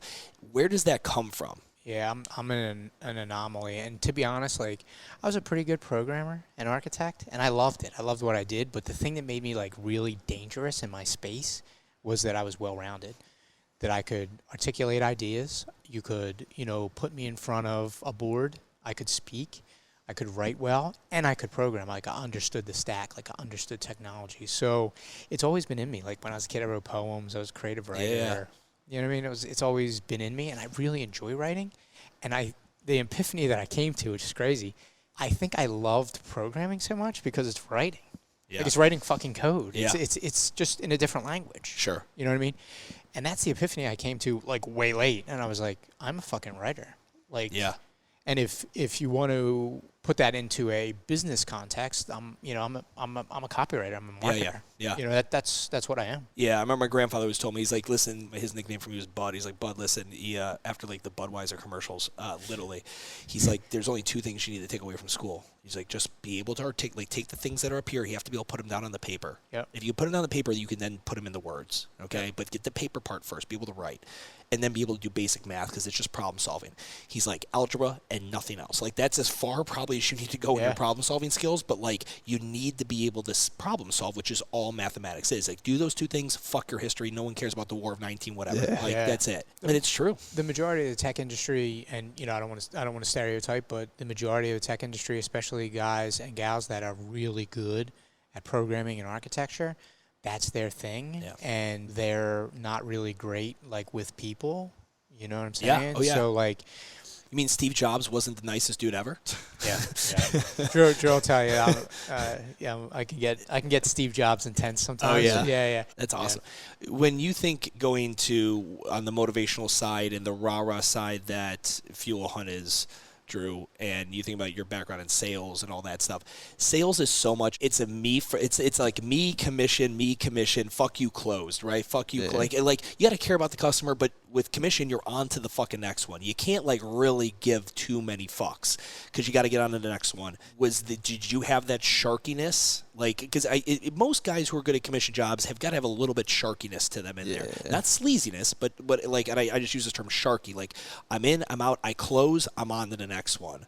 Did you have that? And if so, does that get carried over to this at all? To be honest, like I had the hustle, like, you know what I mean? Like early on, I read, we were just talking about this, but I read Rich Dad Poor Dad at a young age. So I knew where I wanted to go in life, but I didn't necessarily have my purpose figured out. But I had the hustle that a lot of my colleagues didn't. Like they all wanted the big office or the nice cars, or they wanted to close big deals.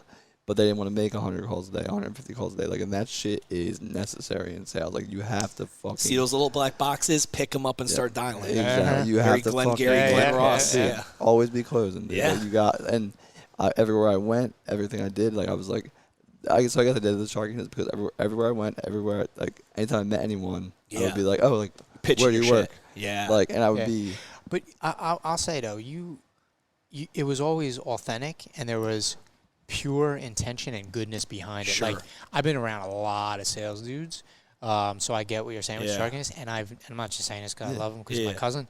I never, ever, ever saw Drew conduct himself that way or ever got that vibe from him. It was always, yes, obviously you're interested. You're gonna say, okay, let's network, let's do this. Yeah. But it was always pure intention behind it. Yeah. Always. Because I literally am a giver first, and I knew, and this is a key to making it a business. You have to believe that your product is the best fucking product out there, or you're not going to make it. 100%. So I truly believed in that industry that I was going to serve you better than any fucking salesperson out there. Yeah. And that's what I did.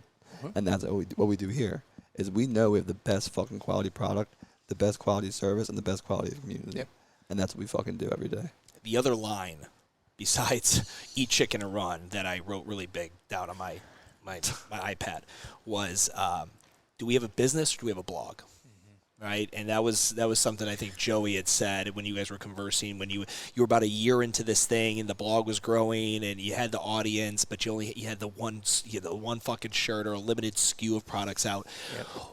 Where is that moment for you guys as you see, and the people listening to this are on the other side, are joining you in this entrepreneurship journey, but there's a lot of guys that inaction is their current action. Like, they could make a move. I got guys sitting like they're like at the edge of doing something different with the business that they're not sure if it'd work, but they know it'd be different. They know it'd make them stand out in the market, but they're scared to, whether their own self-limiting beliefs, maybe it's because no one else has done it in the market, which is why I'm like, do that thing, because that's very much like that moment. Like, what is this? We got a business or we blog. Do you own a business or do you own a gym? Anyone could throw some equipment and some rubber on the floor and have a fucking get their buddies to work out. Sure. That's the truth. Sure. I think what I would say to somebody that's on that cusp is, no matter how hard it gets, it's going to be okay in the end. You're going to bleed, but you're going to be better for it. And, you have to take the leap if you want to actually do what you're meant to do on this earth, and that's be great. Yeah. I mean, I really think everybody has the capacity to do that, and you hit the nail on the head. It's their self-limiting beliefs that hold them back. And that and just generally risk. People think that, if I make a mistake and I fail at this, like, it's over, like, my life's over. Like, it's going to get really fucking dark. And rock bottom has no bottom. Sure. You know what I mean? Everybody says, I'm at rock bottom. When you're at rock bottom, because there's no fucking bottom. Like, it's just a fucking pit. And I understand it's scary, but on the other side of that is your greatness. You're going to figure out your purpose. You're gonna figure it out. It goes back to that figure the fuck out theory. Yeah. Like when my wife and I always say, like when we're making life moves or business moves, we're like, what do we do if it fails? And we're like, we're gonna figure the fuck out. That's what we always do. It's one of our best-selling tees that you see in gyms or boxes, whatever. Condition for chaos. Yeah. That tagline was something that I felt in my life. I was like, look, whatever juncture, crossroads I was at in my life, I knew if I made this move, there was a very good, it was greater than 50%, that shit was going to get fucking chaotic. Yep. But I knew I needed to do it, so what did I do? I conditioned myself for it.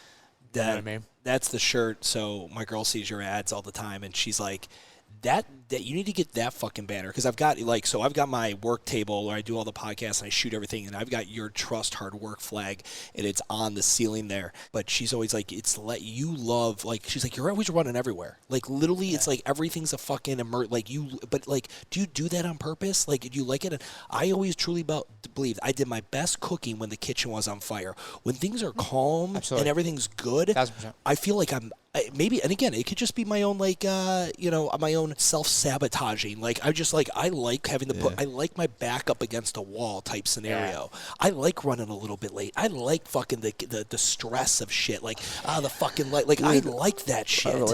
You and I, man, we're kindred spirits, man. That hits, dude. Yeah, we're kindred spirits, man. Like I always thought that stress sharpened me more than anything else did. More than a course, more than a mentor, more than a coach, like stress sharpened me. Yeah. So I'm pretty high strung, and I keep a heavy load on my back, and I'm the same way. Like I'm running all the fucking time. Like I don't sit down. Like my wife says the same thing to me. She's just like, you need to just breathe for a second. Like calm down. And I'm like, no, this is like how I grow. Yeah. This is my operating system. Right. This is what I'm comfortable in. Right. So the chaos, like I love to be airdropped into chaos. Yep. And that was another thing that made me, successful in my previous career, because everybody was running. They were in CYA mode, trying to cover their ass when shit went wrong. And I was like, bro, I got my parachute on. Airdrop me in that shit. Yeah. I'm going to figure it the fuck out. Yeah. Yeah. But the thing about it, like selfishly or selflessly at this point, I'm like, yeah, but that's tough to live with. Like for my girl, she lives with me, like, or my kid, like that's got to be a tough thing. But at the same time, I don't know if it's right for me to change my operating system and how I do that. Like if that's truly how my natural inclination is just to fall into that MO, it's like I'm doing 15 cities in 12 weeks. It's That's Damn. Not like if I was my own assistant, I would have fired myself. Like, what are you doing, you dumb motherfucker? That's especially divorced, and I got my kid every other weekend, so it's really only 2 weekends out of a month I can fucking do something. And then the girl's like, well, what about me? You're traveling every other week? Like, why would you do that? And it's like, I don't know. I think that's just how I like to exist. Should we change the way we exist? So if someone's listening to this and they rep and they love what you do, but maybe they're in an industry, they have a job, or they have a partner, or they have a life situation in which they have to then turn that off or act differently around that person. Is that good because you love the family and the partner and the wife or the whatever? Like, where do we draw the line? Yeah, that's a great question. I think that authenticity is always the right answer, but I do think that, like, I can't be my level 10 Joey with my daughters. Sure, yeah. Like, I got to bring it down. Now, they can see me at level 10, right? And I think that helps them understand that living with a sense of urgency and getting shit done and stuff is important, but I do have to downshift for them. So, there's a balance, but I think that balance can be had with you still living authentic, in an authentic fashion. And you have to find the right partner. Like, my wife lets me be me. Like, she gives me the space to be me, and she also checks my shit. Yep. Like, when I should be more metered, she checks my shit, but she lets me be me. And that's what you look for. So I can't give advice to somebody that's not in that situation, but I can tell you for a person that thrives in chaos, that's what I found, and it's working for me. Yeah. I think translating business to life, though, like having a clear goal in mind with your wife or your partner, like you guys got to know where you guys are going together. Sure. Like, and that might involve you being a crazy fuck. Yeah. Like, you know what I mean? And, like, at least you guys know you're rowing the boat, like you said to me the other day, in the same direction. Yeah. So that's one thing. And that's why when you said it to me, I was like, fuck. Because I even knew that my marriage, at the end of every year, we sit down, we're like, where are we going next year? Yeah. You were right, though. Do you have kids yet? Yeah, you okay. 6-year-old. Dude, is kids not the fucking thing that fucking just puts it like so? My kid, dude, we were just talking about this. Dude, it's like so the other day my kid was saying something about something she went to Disney World with her mom and she's on a Toy Story kick. I mean, she's watched like 1 through 4 16 times in my house. But then she said something like, so downstairs we call it the studio, right? Like that's the whole area. Nice. Yeah, and like someone said something about, well, what's Daddy doing in the studio? She goes, eats breakfast, and I'm like, oh, that's fucked. I should be up there eating breakfast with them. Like, but I'm down there because I can fucking edit and shove some fucking oatmeal and eggs in my mouth. And it's like, but it's things like that like I'm fully conscious that I'm eating my meals out there. It's not like, I didn't know where I was. I didn't have a fugue state. But it's like, oh, fuck. It's not until I hear it through there where I'm like, God damn, that's fucked. Great point. Kids check your shit, Dude, too. they do. They check your shit. Fucking check it. Dude, I feel like I'm raising my mom through sometimes. We were in a meeting with Mary the other day, and she was like, I thought I was getting fired, like, jokingly. And Parker, my son, walks up to me. He goes, Dad, if she gets fired, I'll take her job. And I'm like, damn, dude. Like, you're really a killer. Yeah, he is. He's fucking savage. He's like, nah, you should have fired him months ago. You guys, Philly's home base. Yeah. Philly is, you guys, there's definitely a vibe of that whole thing there. Have you ever wanted to live anywhere else? Nope. Dude, that's the thing about Philly. Like, when you're born here, you want to stay here. You want to stay here. I think if you really, not as if you're born here and if like it really runs in your veins, you will not leave. Yeah. You can leave for a little bit. Yeah, you go back. You come back. You'll be back, and it's not like some like weird towny shit. Yeah. It's like what this city has. You don't find anywhere else. Yeah. Do you consider the burbs of Philly the same? No. I'm a purist. Because you're in the city. Yeah. If you cross my street, you're outside of the city. Yeah. No, I'm a purist. I mean, like, I born and raised in the city, and then, like, my parents, we worked through the, shitty neighborhood to nicer neighborhood to nicer neighborhood to nicer neighborhood until eventually they got out to the suburbs. Got it. And that's when I was in college, and the first thing I did was move right back in the fucking city. Yeah. It's the culture, it's the energy, and so I'm gonna say I'm a city guy, and like I remember I got an Airbnb one time with my ex-wife and in the city, and we were in Boston, and she's like, God, the fucking sirens and the cop. I'm like, I love it. It's fucking great. Like I want that shit happening. Like you take me out to the country, I'm like, I'm not sleeping a wink. I don't trust any of these fucking cows or any of the silence. I don't trust any of this shit. You know what's funny? I think Joey and I are aligned in that. Like, we'd rather live in the woods. But, like, for some reason, Joey does love the streets of Philly. Oh, man, streets of Philly, man. I have a cabin. Yeah, I know. Like, you go to the cabin, instead of a sound, like a white noise machine, do you have, like, gunshots going off and, like, sirens? I mean, we're shooting. I got chainsaws. I got shit going, so it's all good. But, yeah, I mean, I got that, just like my career, like, I have that dichotomy where I really enjoy the outdoors, but I couldn't live there. Yeah. You know what I mean? I just need to be in the city, and my buddies call me or my family calls me and they're like, 2 blocks away. Like, I got this corner bar, 2 blocks away from my house. Crazy fuck about like a month ago came through, just shot through the door. There's a bunch of people in there, just shot the door up. My family's calling me. They're like, my God, like, you walk by that with, your kids and shit. And I'm like, Yeah. It's just, I need to be here. I need to, no matter what happens, no matter how crazy it gets. Anywhere can be unsafe. You're allowed. Is there concealed carry in PA? Like you do all that? Yeah, 100%. You stay strapped. I'm strapped. Yeah.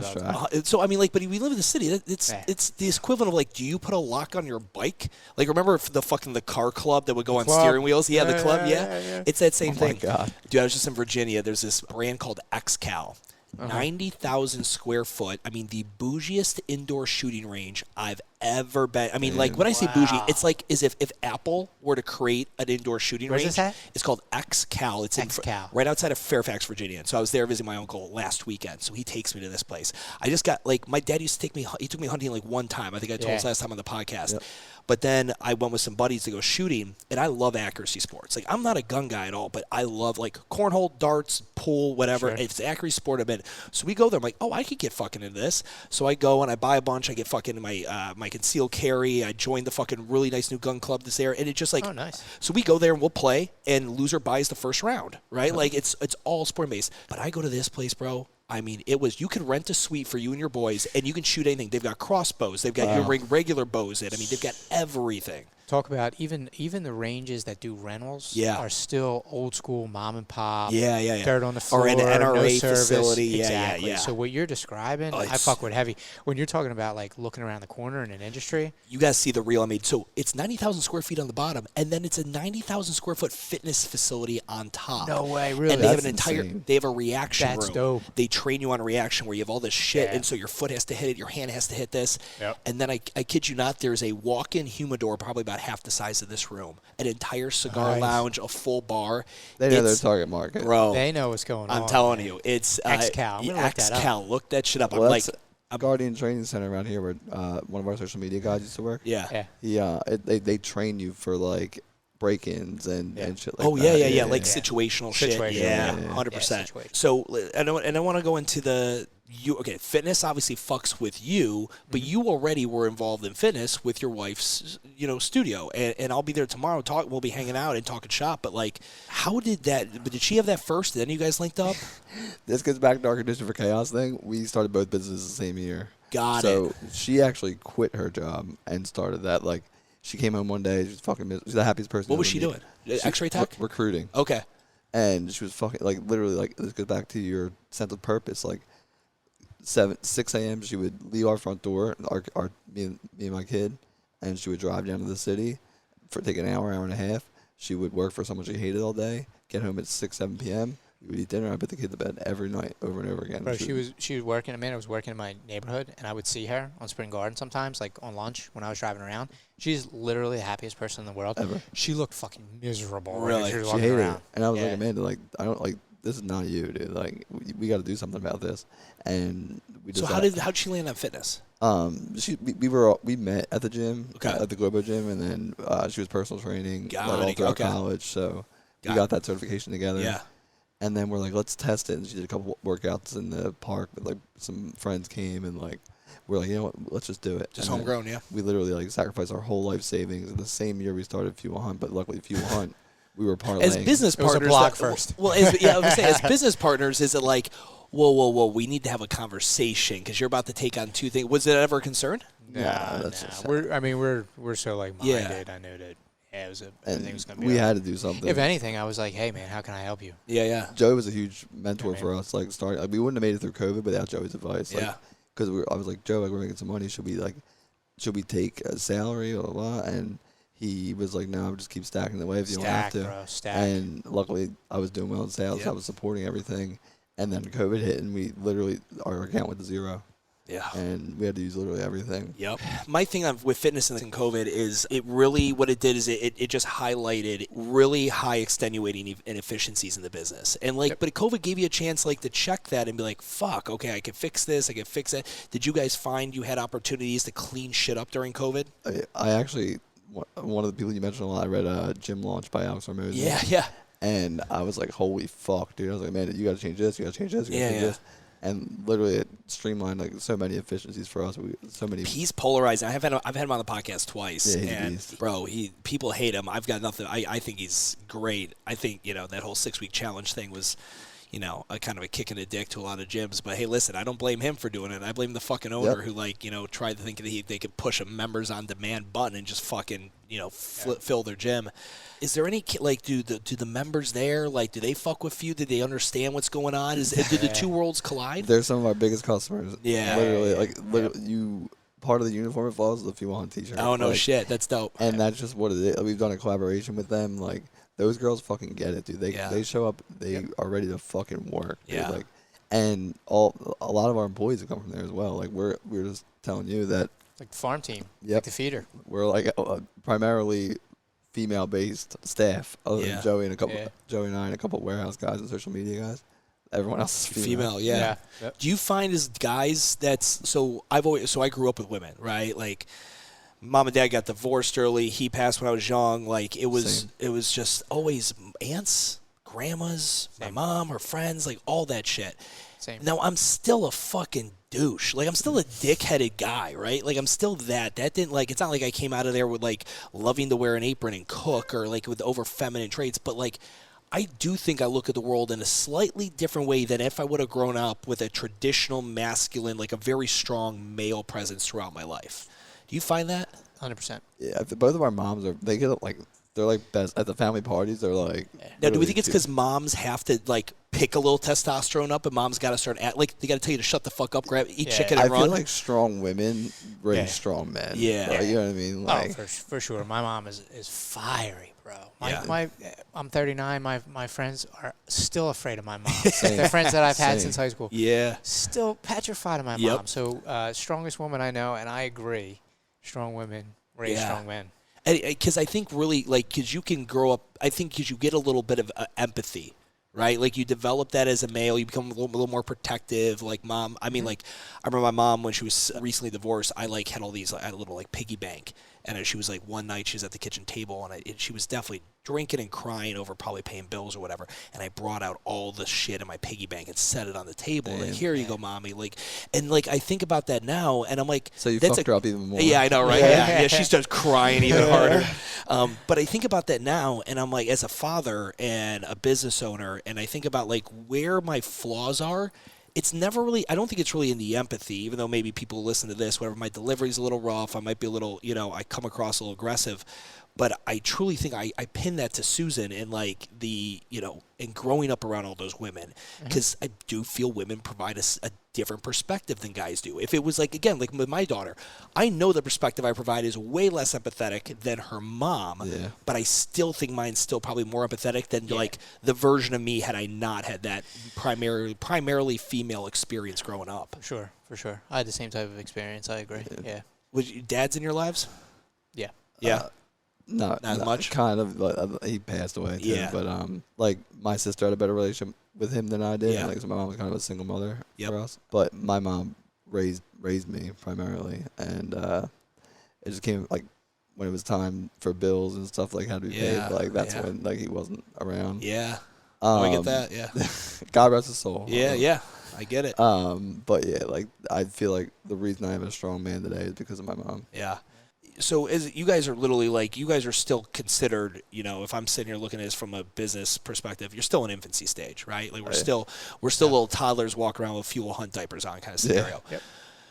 Is there ever a day where you're like, the thing that takes us to the next level is like, we need to hire someone to take us to that next level? Or is it like, do you guys see this thing like it's just going to be the two? Because there's a lot of guys that like, I fucking got us here. And like one of the best companies I ever saw like do this was OPEX, James Fitzgerald. He owns OPEX, a very popular fitness company, and he brought in a CEO, a guy I really respect, and James was the founder of it. He's an OG. Like he's fucking as revered in the fitness industry as a strength and conditioning coach as anyone could. Won the very first CrossFit Games. But he stepped aside and brought in a CEO because he's like, if I want to take this company to the next level, I'm not the guy to do it. Like I did great getting us to here. Whatever the next level is for Fuel Hunt, is that something, again, you can only, you haven't walked it yet, so you're building the airplane as you fly it, but have you ever thought about bringing someone in who's, like, got that experience? I mean, I'm very confident in each of our abilities to get us to where we need to be. However, we had this moment almost a year ago with Bedros. Bedros, yeah. That's where I came in. And even when I was talking to Vince when I was down in Nashville, he was like, "Oh, did you ever have any scarcity when like you were talking about bringing Bedros into the fold here?" And I'm like, "Absolutely fucking not." Yeah. You know what I mean? Because in a short time, he has leveled us up beyond belief. The experience that he has, his mentorship, his coaching, his empathy at times, his kick in the ass at times, like, has already propelled us way further forward than we would have been without him. So he's the guy. He's the guy, and it's funny that you actually say that because I've been buying. I bought myself and all our employees, my wife, 5-minute journals. You ever hear them? Yeah, absolutely. And each day you have to write down like what was the best part of my day or like what went great today. And we had our EOS call on Thursday, and I wrote what I'm grateful for today was Bedros' energy.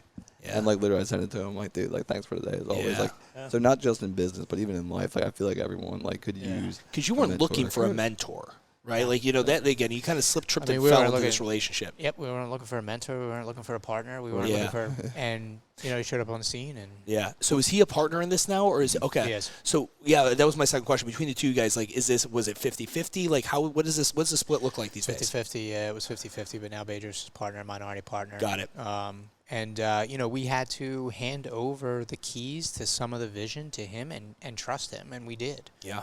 And it was the right move. Now, as far as, like, hiring other people, we're still, like you said, we're toddlers. We're kind of, like, finding our way around in this thing. We are generalists.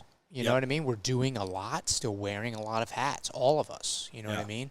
Not just the leadership team, but, other people on our team that are responsible for, say, like, customer delight. Yeah. They're also like, well, let me figure out how to fuck with a theme in Shopify. Sure, like, yeah. we're still generalists. So, where I see it going next is, hiring specialists, to come in and help us in certain key areas. Yeah, it's like, imagine if Bedros is, if B's at 10, hiring 10s is hard. You partner with 10s. You give up equity to 10s, that kind of thing. Really, you're probably going to hire like 8s, 9s. But imagine you had like a Bedros, but at an 8 working in here, and he was in the division for whatever the fuck else you do next. Like, it's like, that's my biggest thing is real companies create careers, all right, over coin kind of scenario. Like, that's like, you want to show me the makings. I always ask, like, how many employees you got? How many of them are full-time? How many people are full focus? This is their only line of work. They're not also bartending on the weekends. Sure.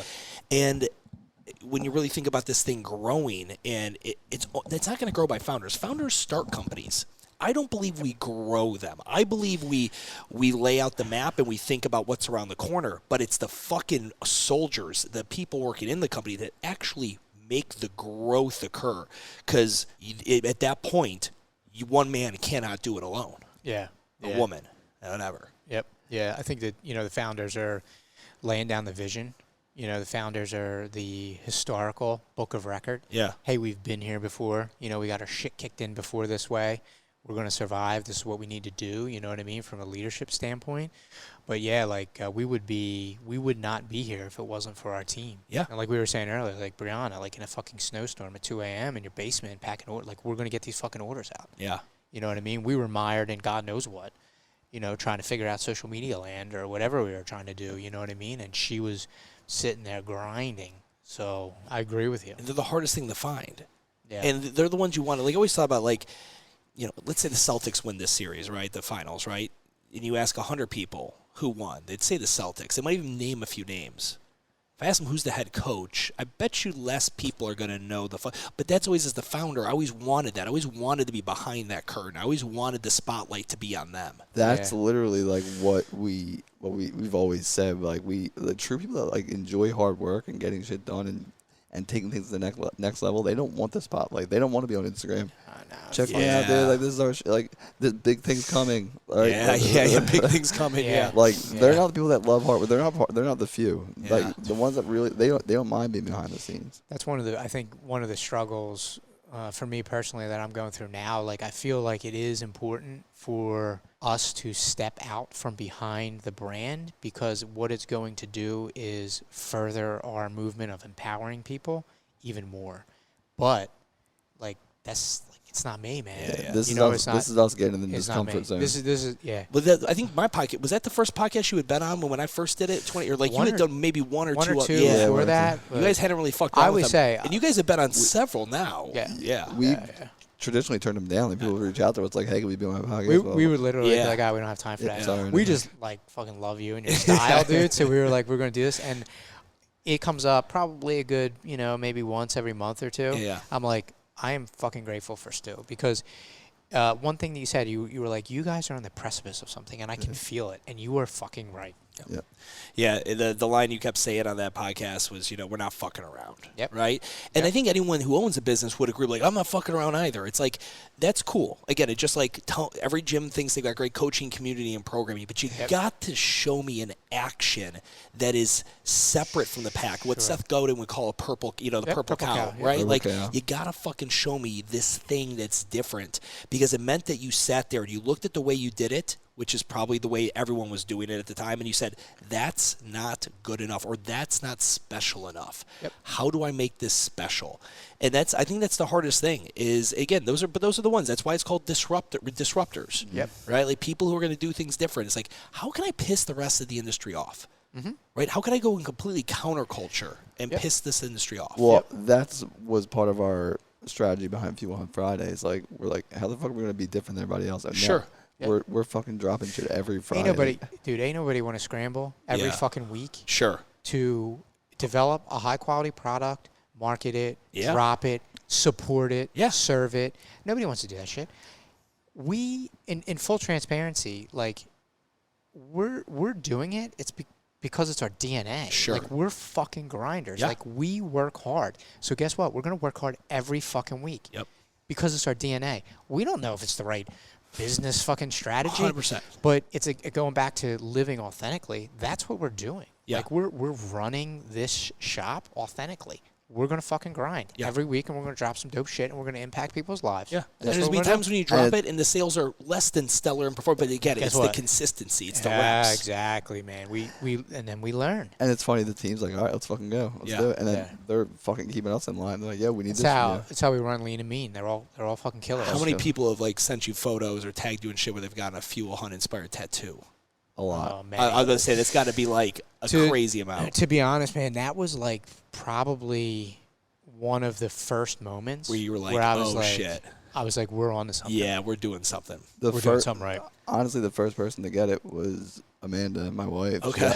Everybody wants to see if you want right here. And I was like, damn, like, you actually. Damn. You actually dude, that's a ride or die right there, bro. That's legit. Yeah. And then my good friend of my hockey team, Nick Largo, he literally got our original crest on his the original one with the arrows. And I remember like I was being like, damn, dude, like someone else other than us and my wife, like, who believes in me no matter what. We were like, we don't even. Like, do you guys have it yet? Do you guys have We were in the work. I got. I'm weird with my tattoos. I'm like very particular. Yeah. So I'm saving it for a special moment. We're getting eagles on the hand. Eagles on the hand. Like fucking Boondock Saints, right down there. Yep. Yeah, exactly. Yeah, and there was no build up to it. Like, it wasn't like people were messaging us and they were like, I'm thinking about getting a Fuel Hunt tattoo. Sure. Like, all of a sudden it just, like, the tags started coming in and I'm like, holy shit. What really took it to the next level for me, and I didn't stop and think about it until probably like 4 weeks ago, maybe. You were like, yo, how's it feel to have, like, post you write? Yeah. People tattoo the words that you wrote, like, on my kitchen counter, drinking my espresso. My kids are screaming, and I'm like, I just feel this emotion right now. I'm just going to lay it out on this black and white square and pose it, and somebody feels compelled and moved enough to tattoo it on. Bro, I was fuck. My sister and our one team member Caroline both have like different OGs like that. Joey wrote that. It's like, damn, dude, like that's real shit. It's insane because you think about a tattoo, someone putting someone else's shit. Like, and people get tattooed, my grandmother or my Celtic cross or something about my heritage or an experience or my father's death year or whatever the fuck it is. It's very personable. But when they put something that you created on them, now there's some people who will get like, I got a buddy. I can literally, can I go get, like, we got my buddy, we got him really drunk and high at the bar one night, and there's a tattoo parlor next door. It's closed. And he's talking all this shit, and we're like, you want to put the crying emoji icon on your ass? He's like, I'd fucking do that if that tattoo parlor was open.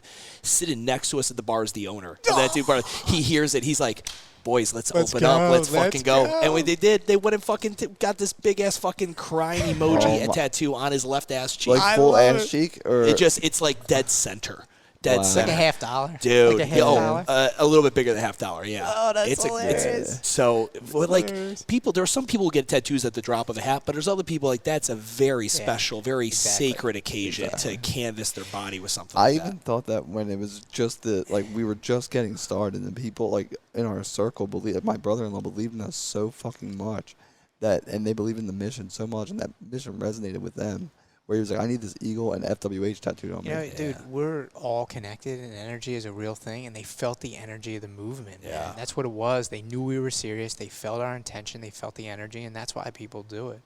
You know, that's why we used to get twisted up when people would say, like, oh, yeah, you know, your motivational quotes that you post, because we see them, and I realize there's similarities, but we see them as so much different than, you know, rando fucking, you know, Jack's millionaire mentor page. Sure. No offense to that hustle or whatever. But some rinse repeated meme page. Work while they sleep. Like, you know, fucking like, you know, dream while they sleep. Yeah, or the whatever. photo of Leo from fucking Wolf of Wall Street. Right, or something like that. Like there's so much thought and emotion and intention that goes beyond the words that we put out there. It's really an honor to have it received like it is. But you got to be in a creative headspace. What is the time of the day or the flow of doing a thing while I'm doing a thing, or at this time of the day when you feel like you have the best opportunity to have your best ideas? I'm a morning guy. Yeah, morning guy. It doesn't have to be like, fucking crack of dawn like roosters and shit for me. Flow state, like my life is about chasing flow state. Like that's basically, I had that revelation about like a month ago. Yeah. The more I can enter flow state, the better my life is, and the better those connected to me, including the Fuel Hunt community, their lives are too. Yeah. So what I've done now is I've challenged myself that, I have a switch and I can turn my fucking flow state on. I don't need the morning. I don't need coffee. I don't need a not stressful day. I don't need a not stressful, inbox. Like, I have a switch, and when it's time for flow state, it's fucking flow state time. And I flip it, and I get in. And, sometimes I'll use music to do that. Yeah. You know what I mean? It's like guys who like... That's an impressive talent. It is, but I hear that, like, when I was coaching full-time, people are like, I got to have this ready for my workout. I got to mobilize this for 20 minutes. I got to have my special little shoes and the belt. And, like, bro, just go fucking work out. Yeah. Like, and once you get over the fact that I don't need things and rituals and routine to go have a great workout, because it literally just requires me, just like flow state only requires your fucking cognitive brain and your heart beating. Yep. Then you realize, like, I don't need anything special. But people are like, I need my special Moleskine journal, and I need this one pen that I always write with, and this one macchiato. Like, it's just go. Yeah. I used to be like that. I mean, I never took it to like the 10th degree where I was like, I need the special pen. But I attached my flow state to things. To items, To items tools. Or things sometimes, or tools. And now I'm just like, everyone thinks it's the wand. It's the magician. It's never the wand. Exactly. Yeah, I feel like it's the same thing like a photographer. Like, your camera takes great pictures. Sure. It's like, okay, bro. A great photographer will use our iPhone and fucking crush anything we could do with a good camera. I feel like my flow state kind of hits at random times. Like, it could be like driving, or like even in the shower, like after deep meditation. Like, it could be like the great ideas come like literally like at the most random times. Yeah, I'm like if you look through the notes app on my phone, or you look through, I keep a notebook. The best app ever made. I use Notes app and Evernote. I kind of go back and forth with shit, but it's that's literally. But when mine hit, I become an absolute psycho to a fault. I have to stop whatever I'm doing and fucking write it down. I'd be on the rower in the middle of a workout, and I'd fucking just boom. I'd get up and go straight to my office. That's what I tell the team. I'm like, oh, great idea, write it down. Yeah. Because how many great ideas do you think have been lost? Bro, with that, I got you that case for your phone in the shower. Dude, I run my voice memos in the shower. Oh, yeah. I run the voice memos. I dictate a lot. Like, it goes down on paper. 100%. Yeah. It's great ideas were just going to come, but I mean, everyone's like, oh, remember that. No, you will fucking not, man. That you literally, like, it was a shooting star that you happened to catch, and you can't hold on to it, though. You got to imprint it on something, or it's going to be fucking gone. Yeah, the trouble, when I'm riding that rocket, man, and I have a good idea, the next idea is even better. And then I'm like, I can remember the previous one. And then I have the next idea, the third idea in. I'm like, man, okay, now I got these 3 good ideas. Then the fourth comes, and then the other ones start evaporating behind it in the trail. See, and I find in the content creation game, like, if I've got an idea for a video, even just writing it down is honestly not enough. I got to be like, okay, I'm going to write it down. I'm going to just real quick storybook this. I'm going to do my 3 acts, my 1, my 2, my 3, and now I'm going straight to my calendar. When do I have time to do this today? Because I'm obviously excited about this fucking thing today. Dude, I've had amazing fucking video ideas that have always just, they're still written down. I just never didn't take to execute on it. And that's where, like, going back to the fitness thing, like, I would allow every great idea to rob every bit, whether my marriage at the time or personal time. But I'd be at the bar with buddies. And I've got 4 Guinnesses deep, and I got this idea, and I'm gone. I Irish exit proper, and I'm fucking at home working on that, queuing up the cameras, because it's like I got a Caesar right then and there. So I believe there's obviously some moderation to that scheme, but I truly feel, especially with creative ideas, like where I can create it, I can write it, I can sketch it, I can put words down on paper.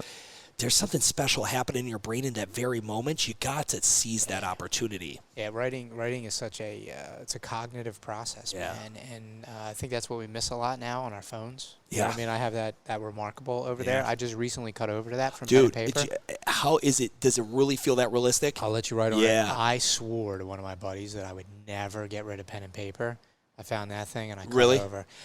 Because, I can only archive and carry around so many moleskins. Yeah, exactly. I got like a whole 5 library of Does it sync up to everything you want it to? It does? Yeah, it does. Dude, my boy Brad Weems is a gym owner in Tennessee, and I think he's like, dude, I got one of these. You got to fuck with it.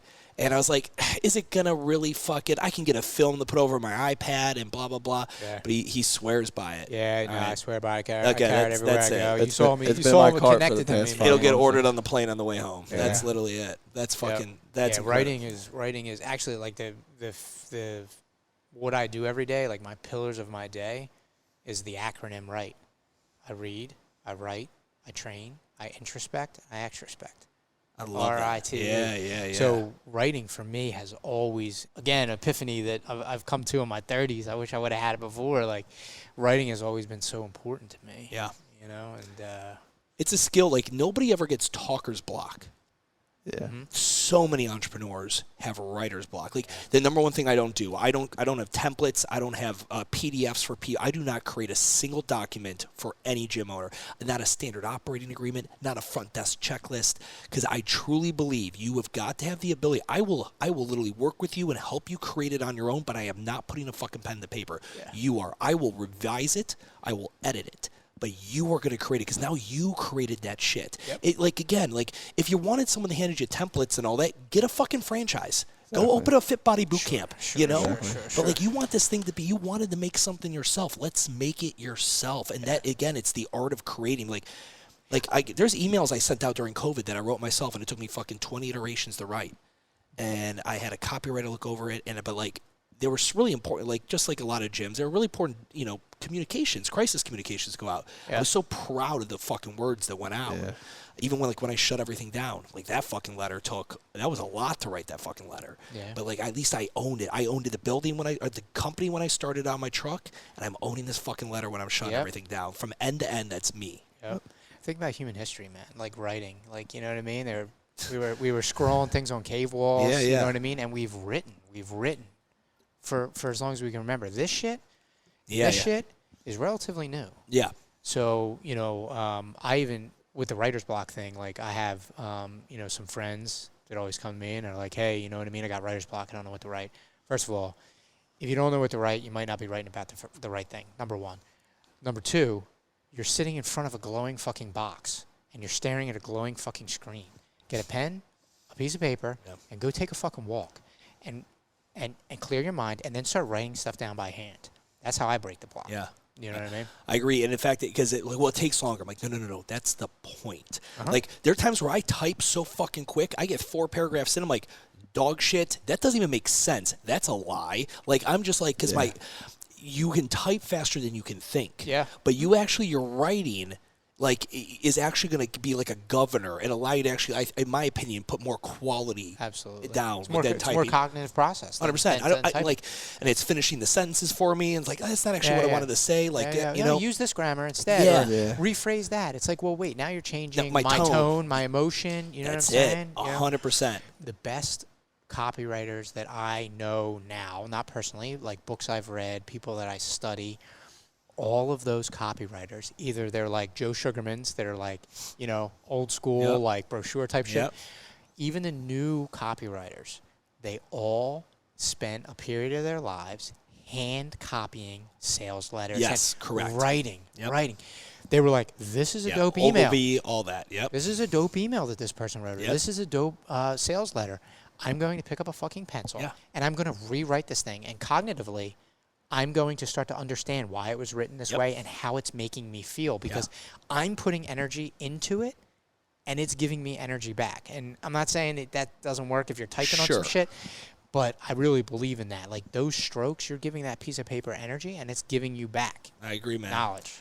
I agree 1,000%. The only thing that from a tech perspective, like I like the audio message. I love the dictation of it. And because there is that time when I'm not always pen and paper capable, driving or whatever, and it just like speech to text, even with it being a little fucked up, there is just, that's like some beauty in technology to leverage that kind of thing. But you're right, you got to get back down to the whole thing.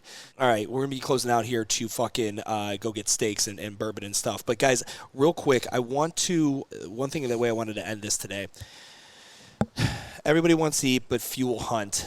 Everything you guys say is like, anyone listening to this, it's motivational, they get whatever. When was the last time you didn't hunt as well as you could have? Like a time when you look back on it and you're like, dude, I was hungry, but I didn't hunt for that thing, or I just checked the box. Like, when was the last time you, like, looking back on the recent past, you fucked up and you definitely didn't live that thing? Because I think that's the one thing other like, probably like, all they do is fucking hunt. All they do, like, but they're fucking human too. I guarantee, so when was that last time? I go through mental battles every day, right? Like, the thing that makes me and us and the few top performers is that we know we struggle with those things. We struggle with depression, we struggle with anxiety, we struggle with health problems, we struggle with lack of motivation, but we're still going to wake up and we're still going to get it done. Yeah. But the thing is being cognizant of those shortcomings and those challenges and tribulations, right? Yeah. Mm-hmm. But like, I think that's, every day, I think I struggle with anxiety, some low-level anxiety or depression. On the call the other day, you and me were jamming about the fitness studio at Flawless, and like you made a great thing, and it made me think, because I did the same thing, and I think we talked about it for a minute. You were like, all this shit we're talking about with the gym, it's shit that I would never we'd even have to have the conversation when it comes with the few, because I would do it there, but I'm half-assing some shit here with my other business. Exactly. And it's like, and I had the same thing. There were times where I was so into WTF in like 2017, I was half-assing shit with the gym, and it's just like, fuck, man, I want this thing to fucking feed me, but I'm not putting in the time to hunt there. Exactly. I get it. And, well, to answer your question, actually, I think, and Joe, this is what we were just talking about before Stu got here, is that, like, we are so committed to building this company, this community, and this mission that we put a lot of fucking hard, long hours into it, and a lot of times things sacrifice, and, like, our wives and our children are, and you can attest to this, like, have probably taken the brunt of it. So I would say if there's any area in my life that I want to hunt better at, it's being a better dad and a better husband. Yep. It's dope. 1,000%. I think people see the accomplishments or the achievements that we've had or the growth that we've had, and then you hear about crossing that 7-figure line, and everybody thinks like, oh, okay, well, now you've arrived and things are much easier. And the reality of it is it's harder. It's hard. Like, this shit, it looks lovely, but it's a huge fucking risk, Yeah. And it makes me emotional even talk about it, but I agree with Drew. I could have been a better husband and father. Yeah.